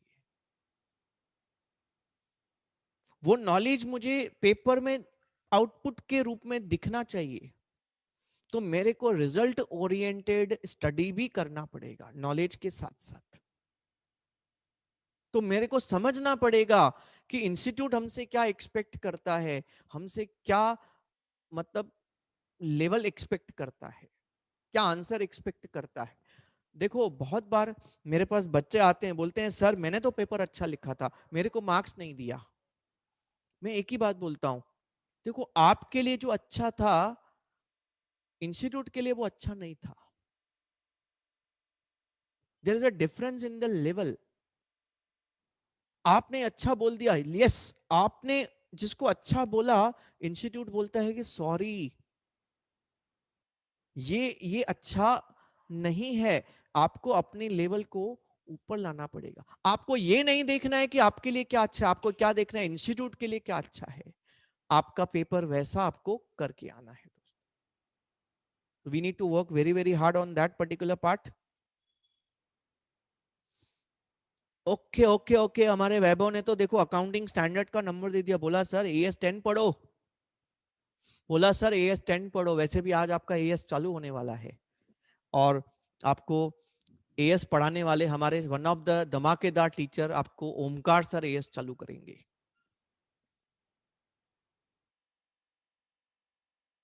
अब दोस्तों वैभव जी, आप मेरी तरफ से ना चॉकलेट खाते रहिएगा, जब आप यहाँ पे आएंगे ना मैं आपको फैमिली पैक का पैसा दे दूंगा, यहाँ बोलो तो फैमिली पैक दे दूंगा। बहुत जबरदस्त बोला आपने, बिल्कुल।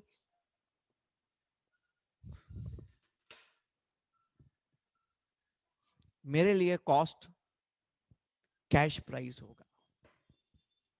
बोला सर कैसे? बहुत सिंपल है, लॉजिक बताता हूं। एएस 10 बोलता है कॉस्ट कैश प्राइस है, लेकिन छोड़ो एएस 10 को, हम लॉजिक की बात करते हैं। देखो आज आपने कार लिया, ध्यान से समझना, लॉजिक समझना बच्चों, आज आपने कार लिया, आप फ्यूचर में इसके इंस्टॉलमेंट्स पे करोगे, अगले 3 साल इसकी आप किस्त पे करोगे, इंटरेस्ट जोड़ के। याद पक्का? आज आप कार खरीद के लाए, when the car is put to use today, car आज आप खरीद के लाए when the car is put to use today, and interest किस बात का है? ये फ्यूचर इंस्टॉलमेंट्स का है, लोन का है, फ्यूचर का। फ्यूचर बोला तो after car is put to use. CA foundation पहला पहला chapter, capital revenue expenditure, after put to use interest, revenue expenditure. क्योंकि ये जो आप इंस्टॉलमेंट्स पे करेंगे ये फ्यूचर में आफ्टर पुट टू यूज पे करेंगे, ये फ्यूचर का इंटरेस्ट है, आफ्टर पुट टू यूज वाला इंटरेस्ट है, cannot be capitalized, cannot be added to the cost of the car। ये इंटरेस्ट रेवेन्यू एक्सपेंडिचर है। 5 lakh the cash price will be the cost of the car. बहुत बढ़िया दोस्तों, भले आप चाहें तो लिख सकते हैं, आपके लॉजिक को लिखो, आप लिख दो as per AS10 PPE। What is PPE? PPE kit नहीं, आजकल पीपीई का मतलब पीपीई किट होता है। अब पता है ना पीपीई किट क्या होता है? पता चला कि क्लासेस चालू हो गए और बच्चों को पीपीई किट पहन के आना पड़ेगा, मजा आएगा। Property plant and equipment. बच्चे लोग, इंटरेस्ट जो रहता है ना, interest is for future installments, that is after the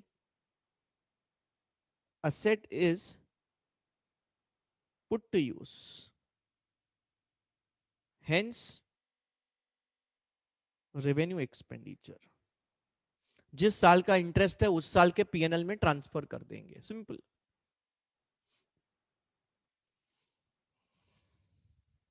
दोस्तों एक और बात आप ध्यान करना, अब मैं एक और चीज आपको बताता हूं।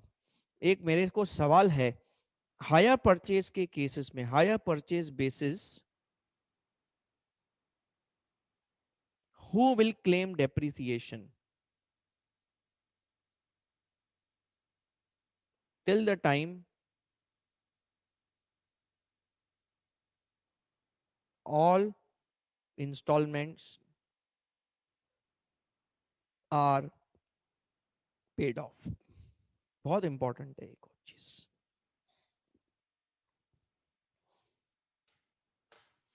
देखो, आप इंस्टॉलमेंट बेसिस की बात करेंगे तो कोई कंट्रोवर्सी नहीं। इंस्टॉलमेंट बेसिस पे ना परचेसर को ओनरशिप मिल गया है, तो purchaser will claim depreciation and asset use भी परचेसर कर रहा है। अब मेरा सवाल एचपी बेसिस पे है, हायर परचेज बेसिस पे आप परचेसर हैं, परचेसर ने असेट तो ले लिया, पोजीशन ले लिया, ओनरशिप लिया ही नहीं। AS10 आप ध्यान से पढ़ो, AS10 डेप्रिसिएशन जो है पीपीई, ये बोलता है डेप्रिसिएशन वो क्लेम करेगा जो असेट का मालिक है, मालिक है। मतलब आपका असेट तो आप डेप्री क्लेम करेंगे, मेरा असेट तो मैं डेप्री क्लेम करूंगा। ये तो बाय डिफॉल्ट एक ऐसा अजम्पशन है, बाय डिफॉल्ट एक ऐसा रूल है जो एक्सेप्टेबल रूल है। जो मालिक है वही डेप्री क्लेम करेगा।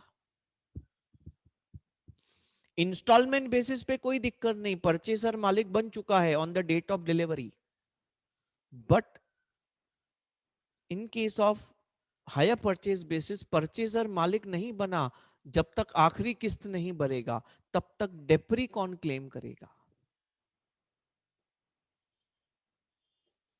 बताओ दोस्तों, हु विल क्लेम डेप्री? बच्चे लोग प्लीज आंसर। यहां पे कैसे ना, पोजीशन प्लस यूज कौन कर रहा है? परचेसर। ओनरशिप किसके पास है? वेंडर के पास है।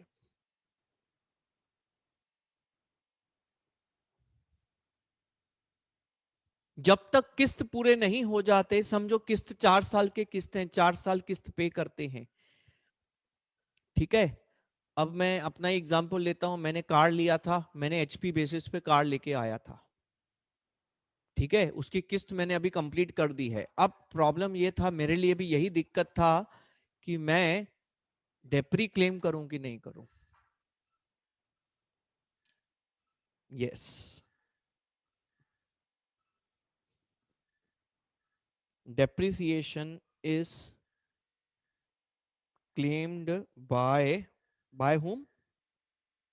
Higher vendor, vendor, vendor, purchaser. 4 बच्चों ने ओपिनियन दिया। प्लीज प्लीज प्लीज बच्चों, और ओपिनियन देंगे तो मजा आएगा। लॉजिक लगाओ, लॉजिक लगाओ, रूल लगाओ, लॉजिक लगाओ, दोनों लगाओ।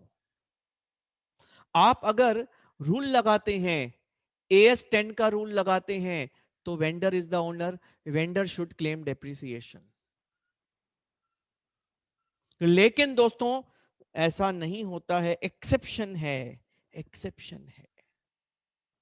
इस एक्सेप्शन को लॉ की लैंग्वेज में बोलते हैं सब्सटेंस, सुना है क्या कभी?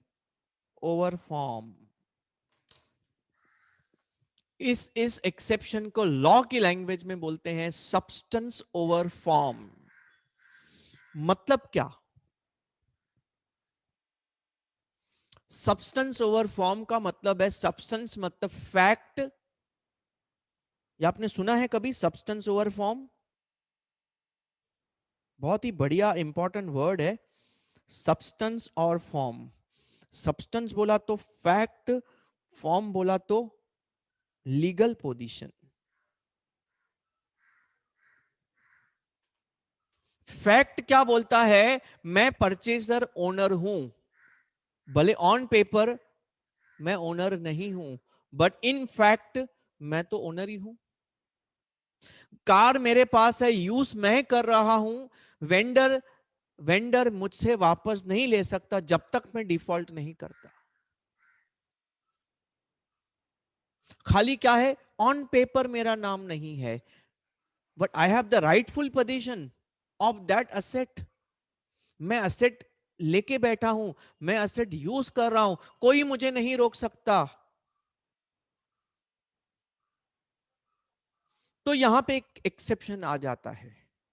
एक्सेप्शन क्या बोलता है, भले ऑन पेपर मालिक वेंडर है, ऑन पेपर मालिक वेंडर है, बट सच्ची में मालिक परचेसर है। ऑन पेपर और सच्ची में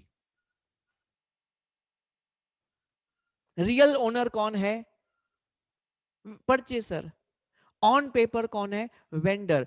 तो बोलता है हम रियल ओनर को बोलेंगे तू डेप्री लगा, देखो यूज मैं कर रहा हूं तो मैं डेप्री लगाऊंगा ना मेरे बुक्स में।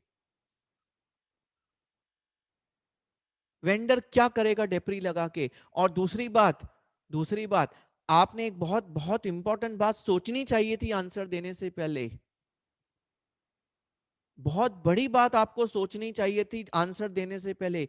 वेंडर के लिए ये गुड्स हैं, फिक्स असेट्स नहीं है। किधर तक सोचना है देखो। वेंडर डेप्री वैसे ही चार्ज नहीं कर सकता, क्योंकि वेंडर के लिए तो ये गुड्स हैं बच्चों। वो कार का शोरूम है, कार उसके लिए गुड्स हैं, गुड्स पे डेप्री नहीं लगता। प्रॉपर्टी प्लांट इक्विपमेंट पे डेप्री लगता है, फिक्स असेट्स पे डेप्री लगता है। मैं परचेजर हूं, मेरे लिए वो फिक्स असेट है, मैं ही डेप्री लगाऊंगा, भले भले ऑन पेपर में ओनर नहीं हूं। लॉजिक क्या लगाया, substance over form, exception to general rule.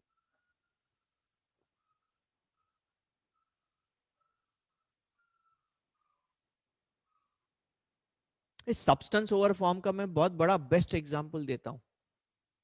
Substance over form का मैं बहुत बेस्ट एग्जांपल देता हूं, आप खुश हो जाएंगे सुन के। देखो, एक बात बताओ, आपके घर का मालिक कौन, आपके घर का मालिक कौन।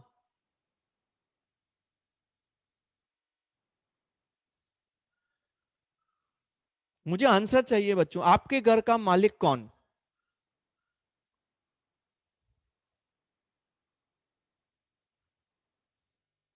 अरे घर आपका है ना, तो मालिक कौन है। हम हम में कौन, घर में कौन, हम नहीं कौन। देखो हमारे दो बच्चों ने, सुखमन ने बोला सर पप्पा, और जगदीश ने बोला सर डैड, डैड फादर। देखो दिमाग से एक ही बात निकलती है, फादर।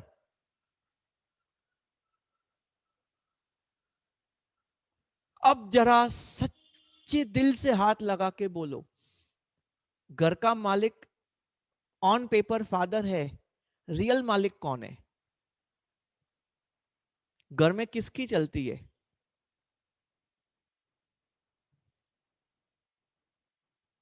ये देखो, आए देखो, ये बोलता है हमारी चलती है कौन बोला, लकी बोलता है सर हमारी चलती है। अरे पप्पा के आगे किसकी चलती है, मम्मी की चलती है ना।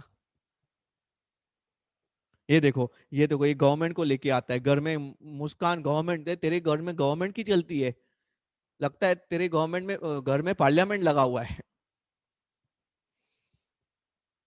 अरे सिंपल लॉजिक है, घर का लीगल ओनर है पप्पा, घर का रियल ओनर है मम्मी। सब्सटेंस ओवर फॉर्म, मालिक दिखता है पप्पा है, लेकिन है मालिक मम्मी। कई लोगों को तो दिल पे लगी बात, ये तो बोलते हैं अम्मा। अभी अम्मा भी मतलब बोला तो मम्मी हो गई ना, एक बड़ी मम्मी। ठीक है, चलो, और बड़े पापा होंगे तो भी बड़ी मम्मी की चलेगी। चलो बोला सर बढ़िया, उम्मीद है कि थोड़ा थोड़ा खोपड़ी में गया अंदर। अच्छा, अब बोलेंगे सर कैलकुलेशन सिखाओ। अगला आधा घंटा ध्यान से कैलकुलेटर उठा के कैलकुलेशन सीखना दोस्तों। कैलकुलेशंस में आपको जो सिखाऊंगा ना, तीन टाइप की इंस्टॉलमेंट सब कवर करूंगा। पहला इक्वल इंस्टॉलमेंट्स, दूसरा अनइक्वल इंस्टॉलमेंट में इक्वल प्रिंसिपल, तीसरा अनइक्वल इंस्टॉलमेंट में unequal principal, interest will never be equal, interest की मैं बात ही नहीं करूंगा, interest will never be equal. कैसे देखना आप, देखना ध्यान से, ये कुछ कुछ चीजें ना कैलकुलेशन के बाद ना आपको पकड़ में आएंगी। उसके लिए बच्चों I would like to go with the sheet. ये मेरा शीट रेडी पड़ा है इधर, ये शीट आपको रिक्वेस्ट है कि आप कलेक्ट कर लेंगे। विद इन अ वीक हमारी पूरी शीट प्रिंट होके आएगी, पूरी बोला तो पूरा बुकलेट, एफएम का भी, अकाउंट्स वन का भी। जब तक वो 2-3 टॉपिक्स और कंप्लीट होते हैं, कॉस्टिंग का भी बुकलेट आ जाएगा और एडवांस अकाउंट्स का भी बुकलेट मिलेगा आपको, पूरा टॉपिक का एक कंप्लीट शीट, जैसे 12th में मिलता था आपको। तो बार बार शीट लेना नहीं पड़ेगा।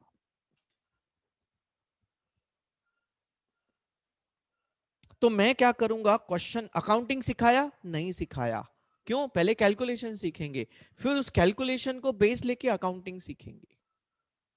अमाउंट के साथ अकाउंटिंग फटाफट समझेगा बच्चों, ध्यान से समझना। अब आपको मैं एक और चीज बताता हूं, एक और चीज आप मंत्र याद करना।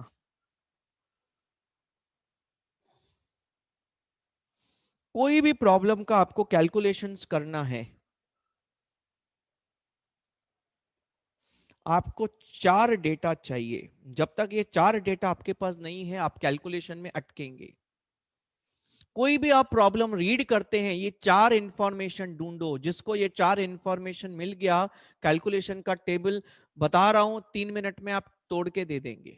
कौन सी 4 इंफॉर्मेशन? सबसे पहले you need cash price, second you need DP, third you need installment, fourth you need rate of interest.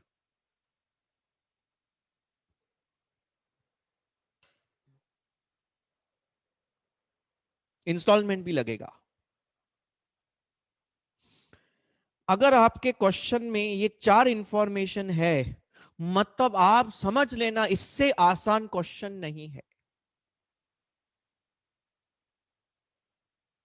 ये बेसिक लेवल का क्वेश्चन है दोस्तों। विद इन 3 to 4 मिनट्स आप कैलकुलेशन ऐसा तोड़ देंगे। फिर फिर आप क्या सीखेंगे, केस 1 जिसमें आपको सब दिया होगा, केस 2 जिसमें आपको ना कैश प्राइस गुम कर देंगे, तो पहले कैश प्राइस निकालना पड़ेगा। कैश प्राइस निकल गया, फिर नॉर्मल प्रॉब्लम हो जाए। तीसरा केस आपको आएगा जिसमें आपको कैश प्राइस दिया होगा, डीपी दिया होगा, इंस्टॉलमेंट गुम कर देंगे। क्या बात है, इंस्टॉलमेंट पहले निकालना पड़ेगा। कैसे, कैलकुलेशंस। जैसे ही चारों डेटा सामने आ गए, बेसिक प्रॉब्लम में कन्वर्ट हो जाएगा। बोला सर और केस है? हाँ और केस है बच्चों।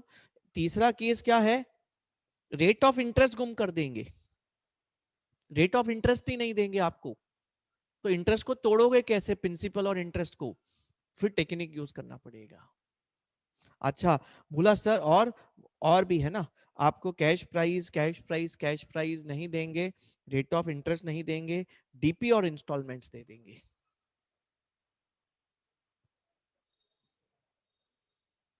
तो पांचों टाइप के सम्स हमें करने हैं।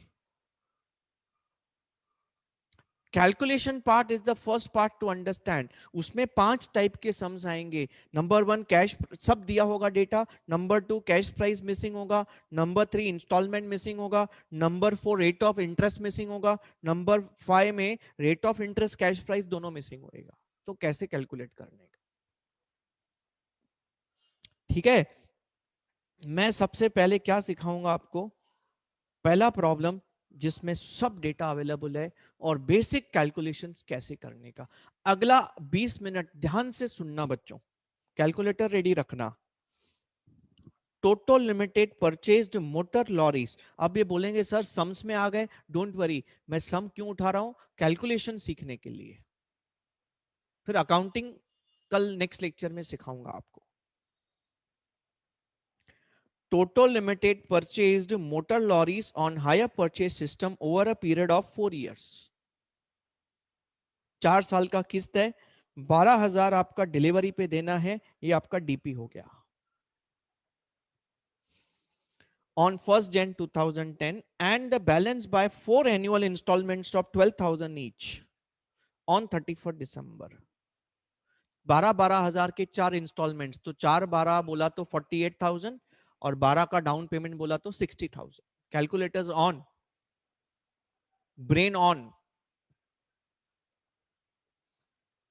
Motor limited, H hire purchaser motor limited है, सॉरी हायर परचेजर है motor limited who sold the lorry charged 5% interest. देखो रेट ऑफ इंटरेस्ट मालूम है, यस. डीपी मालूम है, यस. इंस्टॉलमेंट मालूम है, yes. Depreciation was charged 25% on diminishing balance method in each year, WDV method. Give journal entries in the ledger accounts in the books of Toto Limited and show how they would appear in the balance sheet of the company. On cash price 54,551 भी दिया है आपको.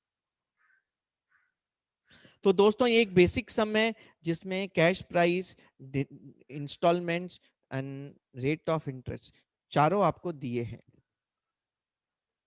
चारों आपको दिए तो बहुत ही simple table बनेगा. ध्यान से टेबल बनाना. क्या टेबल बनाना है, सुनो. ये जो 12,000 रुपए का आपका इंस्टॉलमेंट है, इसको ना तोड़ने का है. अपने को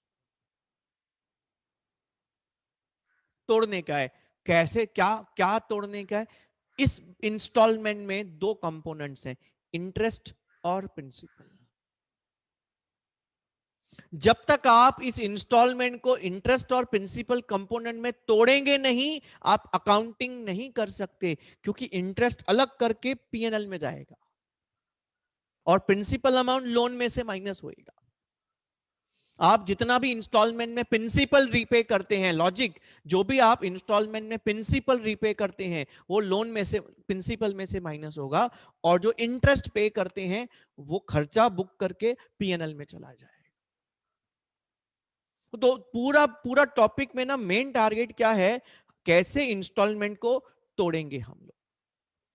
अगर आप इंस्टॉलमेंट्स को तोड़ दिए ना, खत्म. तोड़ने का काम 5 मिनट का है. ध्यान से देखना, ये आपके एफ वाई बीकॉम का भी टॉपिक है. आई थिंक आपका एफ वाई बीकॉम का पढ़ाई भी चालू हो गया. 3 टॉपिक्स जो पहले अपने लिए थे ना, वो टीवाई बीकॉम के टॉपिक्स हैं. ये एफ वाई बीकॉम शायद, हाँ I think F Y BCom है आपका. कोई एफ वाई बीकॉम का क्लास मत लगाना, जरूरत नहीं है आपको. अननेसेसरी फीस वीज नहीं बढ़ना बैठ के. अब ध्यान देना,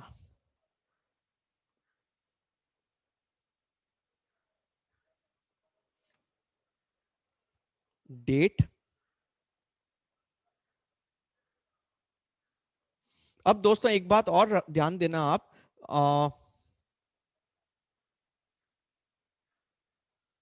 जो आपका मॉड्यूल है ना, मॉड्यूल का थोड़ा प्रेजेंटेशन मेरे से अलग है. आंसर वही आता है. आंसर में 1 रुपए का भी फर्क नहीं आएगा, अकाउंटिंग में एक भी फर्क नहीं आएगा. बट उनका जो टेबल बनता है और जो मेरा टेबल बनता है, उस टेबल में थोड़ा फर्क है.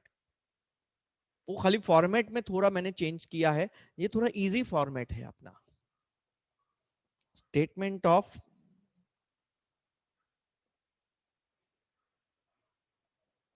कंप्यूटेशन ऑफ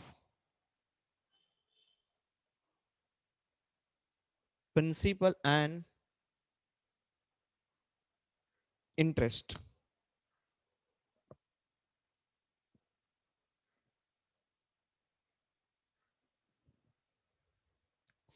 ध्यान देना,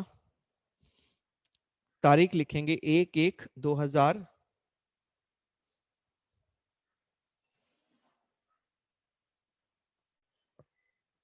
1/1/2010 और उसके बाद दिसंबर से किस्त भरना स्टार्ट करेंगे. 31st December 2010, 31st December 2011, 31st December 2012, 13. 4 किस्तें, पहला डीपी प्लस 4 इंस्टॉलमेंट्स. तो पहला इंस्टॉलमेंट यहाँ पे 12,000, ये आपका डीपी है, प्लस आप 12,000 के हर ईयर एंड को एनुअल इंस्टॉलमेंट्स पे करेंगे। अब ध्यान से देखना दोस्तों, I will now calculator on.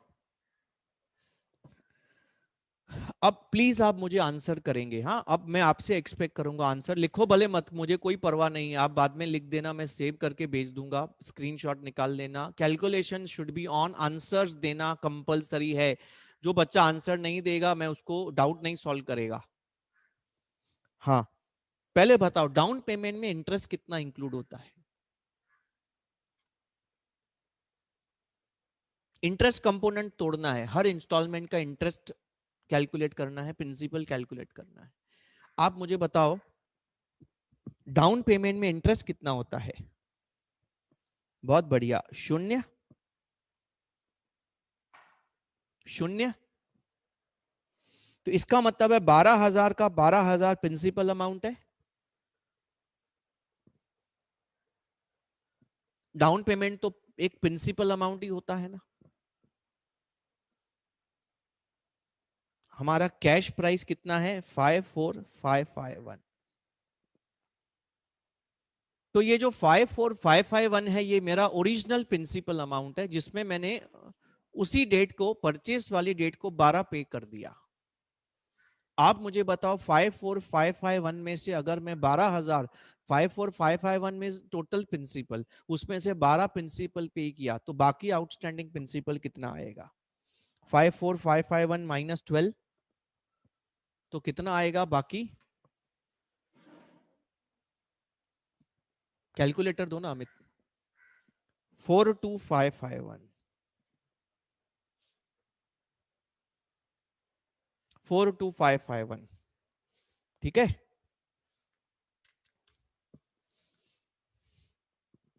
ठीक है बच्चों, बहुत बढ़िया। अब ध्यान देना, अब मुझे आप बताओ, आप जो ये 12,000 का एक साल के बाद किस्त पे करोगे, इंस्टॉलमेंट पे करोगे, इसमें इंटरेस्ट ऐड करके पे किया, इंटरेस्ट कौन से अमाउंट पे कितना परसेंट लगेगा?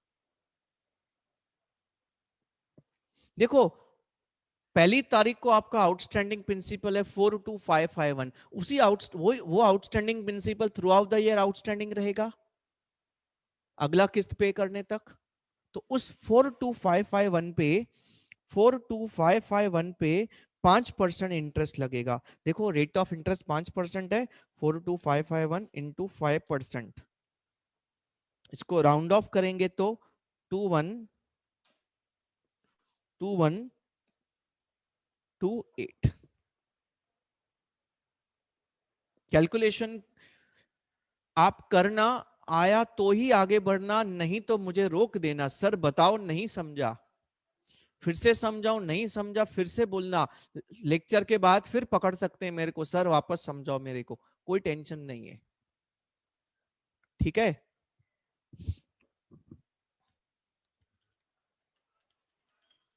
अच्छा, इसका मतलब है ये 12,000 का जो इंस्टॉलमेंट है, ये 12,000 का जो इंस्टॉलमेंट है उसमें 2128 का इंटरेस्ट है, तो बाकी प्रिंसिपल कितना माइनस करके कैलकुलेट करेंगे, बाकी प्रिंसिपल कितना आएगा? 9872। बहुत बढ़िया, थैंक्स अलॉट। कहने का मतलब है 12,000 जो इंस्टॉलमेंट है उसमें 2128 इंटरेस्ट है और 9872 प्रिंसिपल है। तोड़ दिया ना हमने, तोड़ दिया। ओके। अच्छा, अब ये किस्त पे करने के बाद, बच्चे लोग ये किस्त पे करने के बाद बैलेंस आउटस्टैंडिंग प्रिंसिपल कितना बचेगा? -42,551 आउटस्टैंडिंग प्रिंसिपल में से 9872 प्रिंसिपल पे कर दिया हमने, तो बाकी बचेगा 32,679। बहुत बढ़िया, एक्सीलेंट, वेरी गुड बच्चों। लिखने को नहीं हो रहा है कोई मतलब नहीं है, टेंशन मत करो, बात को समझो, उसके बाद के टेबल्स आपसे बनवाने वाला हूं मैं। उम्मीद है कि जल्दी हम क्लास में आ जाएंगे। तो सामने सामने क्या करता हूं ना, मैं टेबल बनाने को देता हूं और 5 मिनट देता हूं, तब तक मैं क्लास में ना सबके नोटबुक चेक करता हूं, जो जो बनाता है मेरे को बुला के दिखाता है टेबल। तो उसमें ना और मजा आता है अपने को। चलो, अब दोस्तों अगला साल, अरे आप सुनील भाई थोड़ा सा चलो म्यूनसिपालिटी, चलो कमिश्नर साहब से बात करो थोड़ा, देखेंगे कमिश्नर साहब से बात करके डिसाइड करेंगे। कमिश्नर के पास हम लोग जाने वाले हैं सब क्लासेस वाले 15 तारीख के बाद। 16 तारीख, 15 को वो लोग अनाउंसमेंट नहीं करेंगे ना, तो हम 16 को उनके ऑफिस में यूएमसी में जाने वाले हैं। सब लोग पूछने वाले हैं, भाई लोकल ट्रेन चालू कर दिया, हमने क्या गुनाह किया है, हमारे बच्चों ने क्या गुनाह किया है, इधर क्लास में पढ़ने दो ना।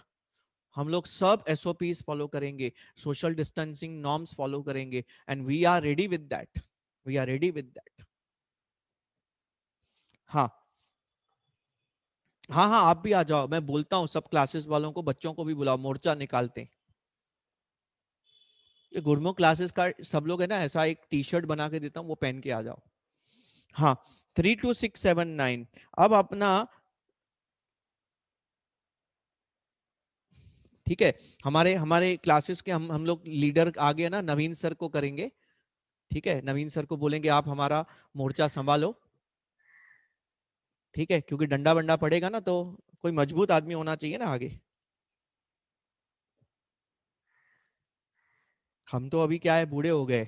नवीन सर एकदम यंग हैं, तो डंडा बंडा खाने में मजबूत हैं। अच्छा, अभी देखो आउटस्टैंडिंग प्रिंसिपल 32679 है, इस पे 5% इंटरेस्ट लगेगा। 5%, 1634। बहुत बढ़िया दोस्तों, 1634। वैसे आपको भी आगे करेंगे, कोई टेंशन नहीं, आप सीए पढ़ते हैं, आपको क्या इतना इंस्टीट्यूट ने मारा है कि ये डंडा बंडा कुछ नहीं करेगा। हमारे सीए के बच्चों को इतनी मार खाई रहती है ना इंस्टीट्यूट की। हाँ, तो 12,000 में से 1634 इंटरेस्ट है, तो माइनस करो बच्चों। तो इस 12,000 में बाकी प्रिंसिपल कितना है?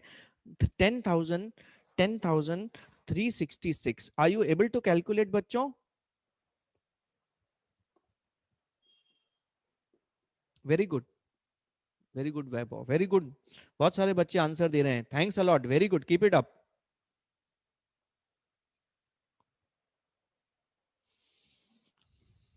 अगला आज का सेशन इन्वेस्टमेंट अकाउंटिंग होगा। जो न्यू एडमिशन है वो लोग नहीं बैठेंगे, उनको मैं अलग से सिखाऊंगा, डोंट वरी। बट होमवर्क किया होगा, मुझे पूरी उम्मीद है इन्वेस्टमेंट अकाउंटिंग का आपने। अच्छा, अब अभी अभी बाकी आउटस्टैंडिंग प्रिंसिपल कितना आएगा?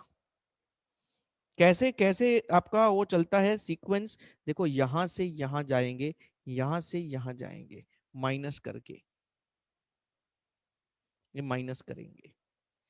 तो 32,679 में से आपने 10,366 दूसरा दूसरा किस्त में पे कर दिया।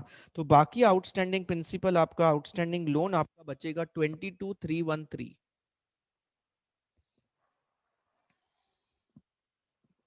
राइट? गलत है क्या? 22,313, यस।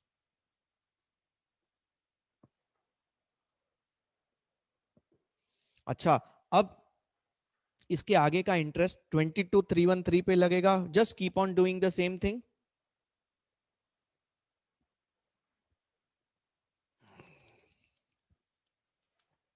1116, राउंडिंग ऑफ कर रहा हूं मैं हर जगह पे।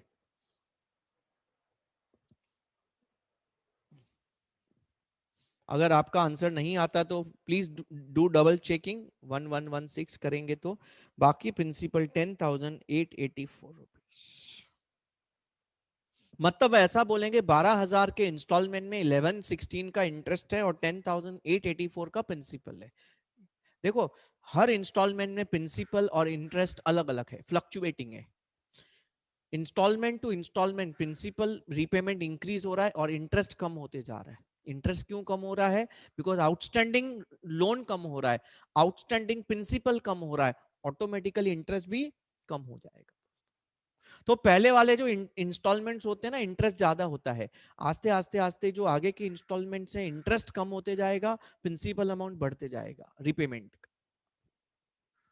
ओके, तो हम लोग अभी माइनस करेंगे 22,313 में से 10,884 पे ऑफ हो गया, तो बचा बाकी 11,429 रुपीस। अब इस 11,429 रुपीस पे 5%, 5% अगर हम निकालते हैं तो it comes to, rounding off करना पड़ेगा, 571।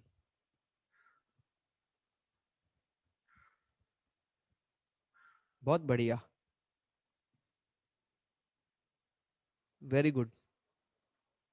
अच्छा, 12 में से 571 माइनस करो तो आपको आएगा 12,000 माइनस 571, 11,429। मैजिक, क्या मैजिक है? ये दोनों अमाउंट इक्वल हैं और ये पे होने के बाद शून्य। अगर आपकी कैलकुलेशंस राइट हैं तो what will be the verification? आखिरी में लास्ट इंस्टॉलमेंट के बाद your outstanding principal has to be शून्य। पे ऑफ हो गया ना सब दोस्तों। अगर आपका आखिरी इंस्टॉलमेंट के बाद आउटस्टैंडिंग प्रिंसिपल जीरो नहीं आया तो कुछ तो गलती किया है आप। हाँ, कभी कभी क्या होता है ना, 1-2 रुपए का डिफरेंस आता है, वो राउंडिंग ऑफ का होता है। तो कैसे उसको एडजस्ट करने का? इंटरेस्ट को उतना प्लस माइनस करके outstanding principal has to be zero. मतलब इंटरेस्ट को 1 रुपया बढ़ाना पड़े, 2 रुपया बढ़ाना पड़े, कम करना पड़े, कम करो, बढ़ाना पड़े, बढ़ाओ, 1-2 रुपए का डिफरेंस आ रहा है, but ultimately, ultimately last installment में ये दोनों फिगर्स ना मैच होने चाहिए। कौन से दोनों फिगर्स एग्जैक्टली मैच होने चाहिए? ये और ये। क्योंकि ये मैच होगा ना तो ये जीरो आएगा फाइनल बैलेंस। तो इंटरेस्ट को थोड़ा प्लस माइनस करना। बोलेंगे सर क्यों? क्योंकि ऊपर आपने कई जगह राउंडिंग ऑफ किया है, तो वो राउंडिंग ऑफ की वजह से कभी कभी 1-2 रुपए 3 रुपए का डिफरेंस आ सकता है, ज्यादा भी आ सकता है, डिपेंडिंग ऑन द क्वांटम। अगर यही यही बड़ी वैल्यू के असेट्स हैं तो डिफरेंस बड़ा आएगा, छोटी वैल्यू के असेट्स हैं तो डिफरेंस छोटा आएगा। वो माइनर डिफरेंस राउंडिंग ऑफ का होता है। ये दोस्तों हमारा। अच्छा, अब एक काम कर सकते हैं, आप चाहें तो एक काम करो, इंटरेस्ट के कॉलम को टोटल कर दो, इंटरेस्ट के कॉलम को टोटल कर दो। ये आपका 60,000 एचपी प्राइस, और प्रिंसिपल के कॉलम को टोटल कर दो, ये आपका 54,551 आएगा। और आपका इंटरेस्ट का टोटल कितना आएगा मालूम है? 60, मेरा कैलकुलेटर ही नहीं चल रहा है।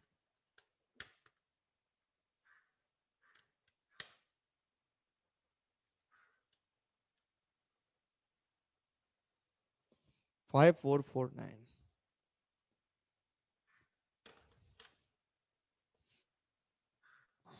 इस टेबल से ना पूरा हिसाब किताब सामने आ गया। क्या हिसाब किताब आ गया?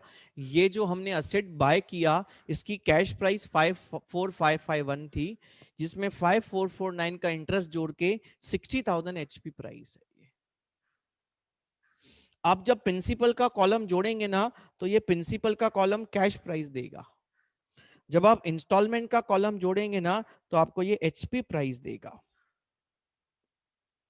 और इन दोनों कॉलम का डिफरेंस क्या देगा आपको? Total interest.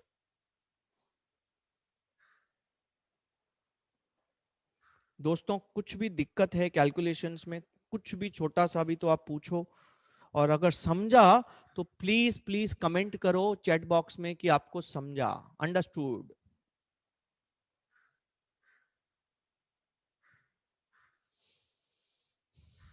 काफी इंटरेस्टिंग टॉपिक है, काफी कैलकुलेशंस हैं इसके अंदर। उम्मीद है कि आप एंजॉय कर रहे हैं, उम्मीद है कि आप समझ रहे हैं।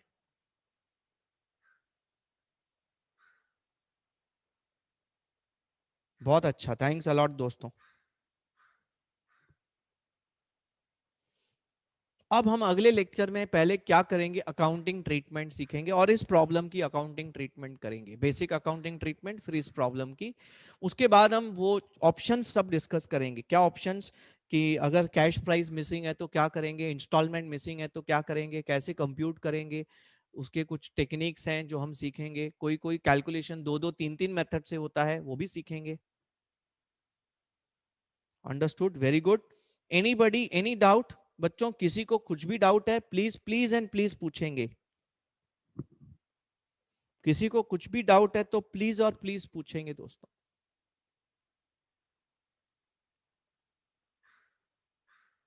नो डाउट्स एट ऑल, पक्का? चलो दोस्तों, तो I think we are about to finish, हमारा सेशन लगभग खत्म होने वाला है।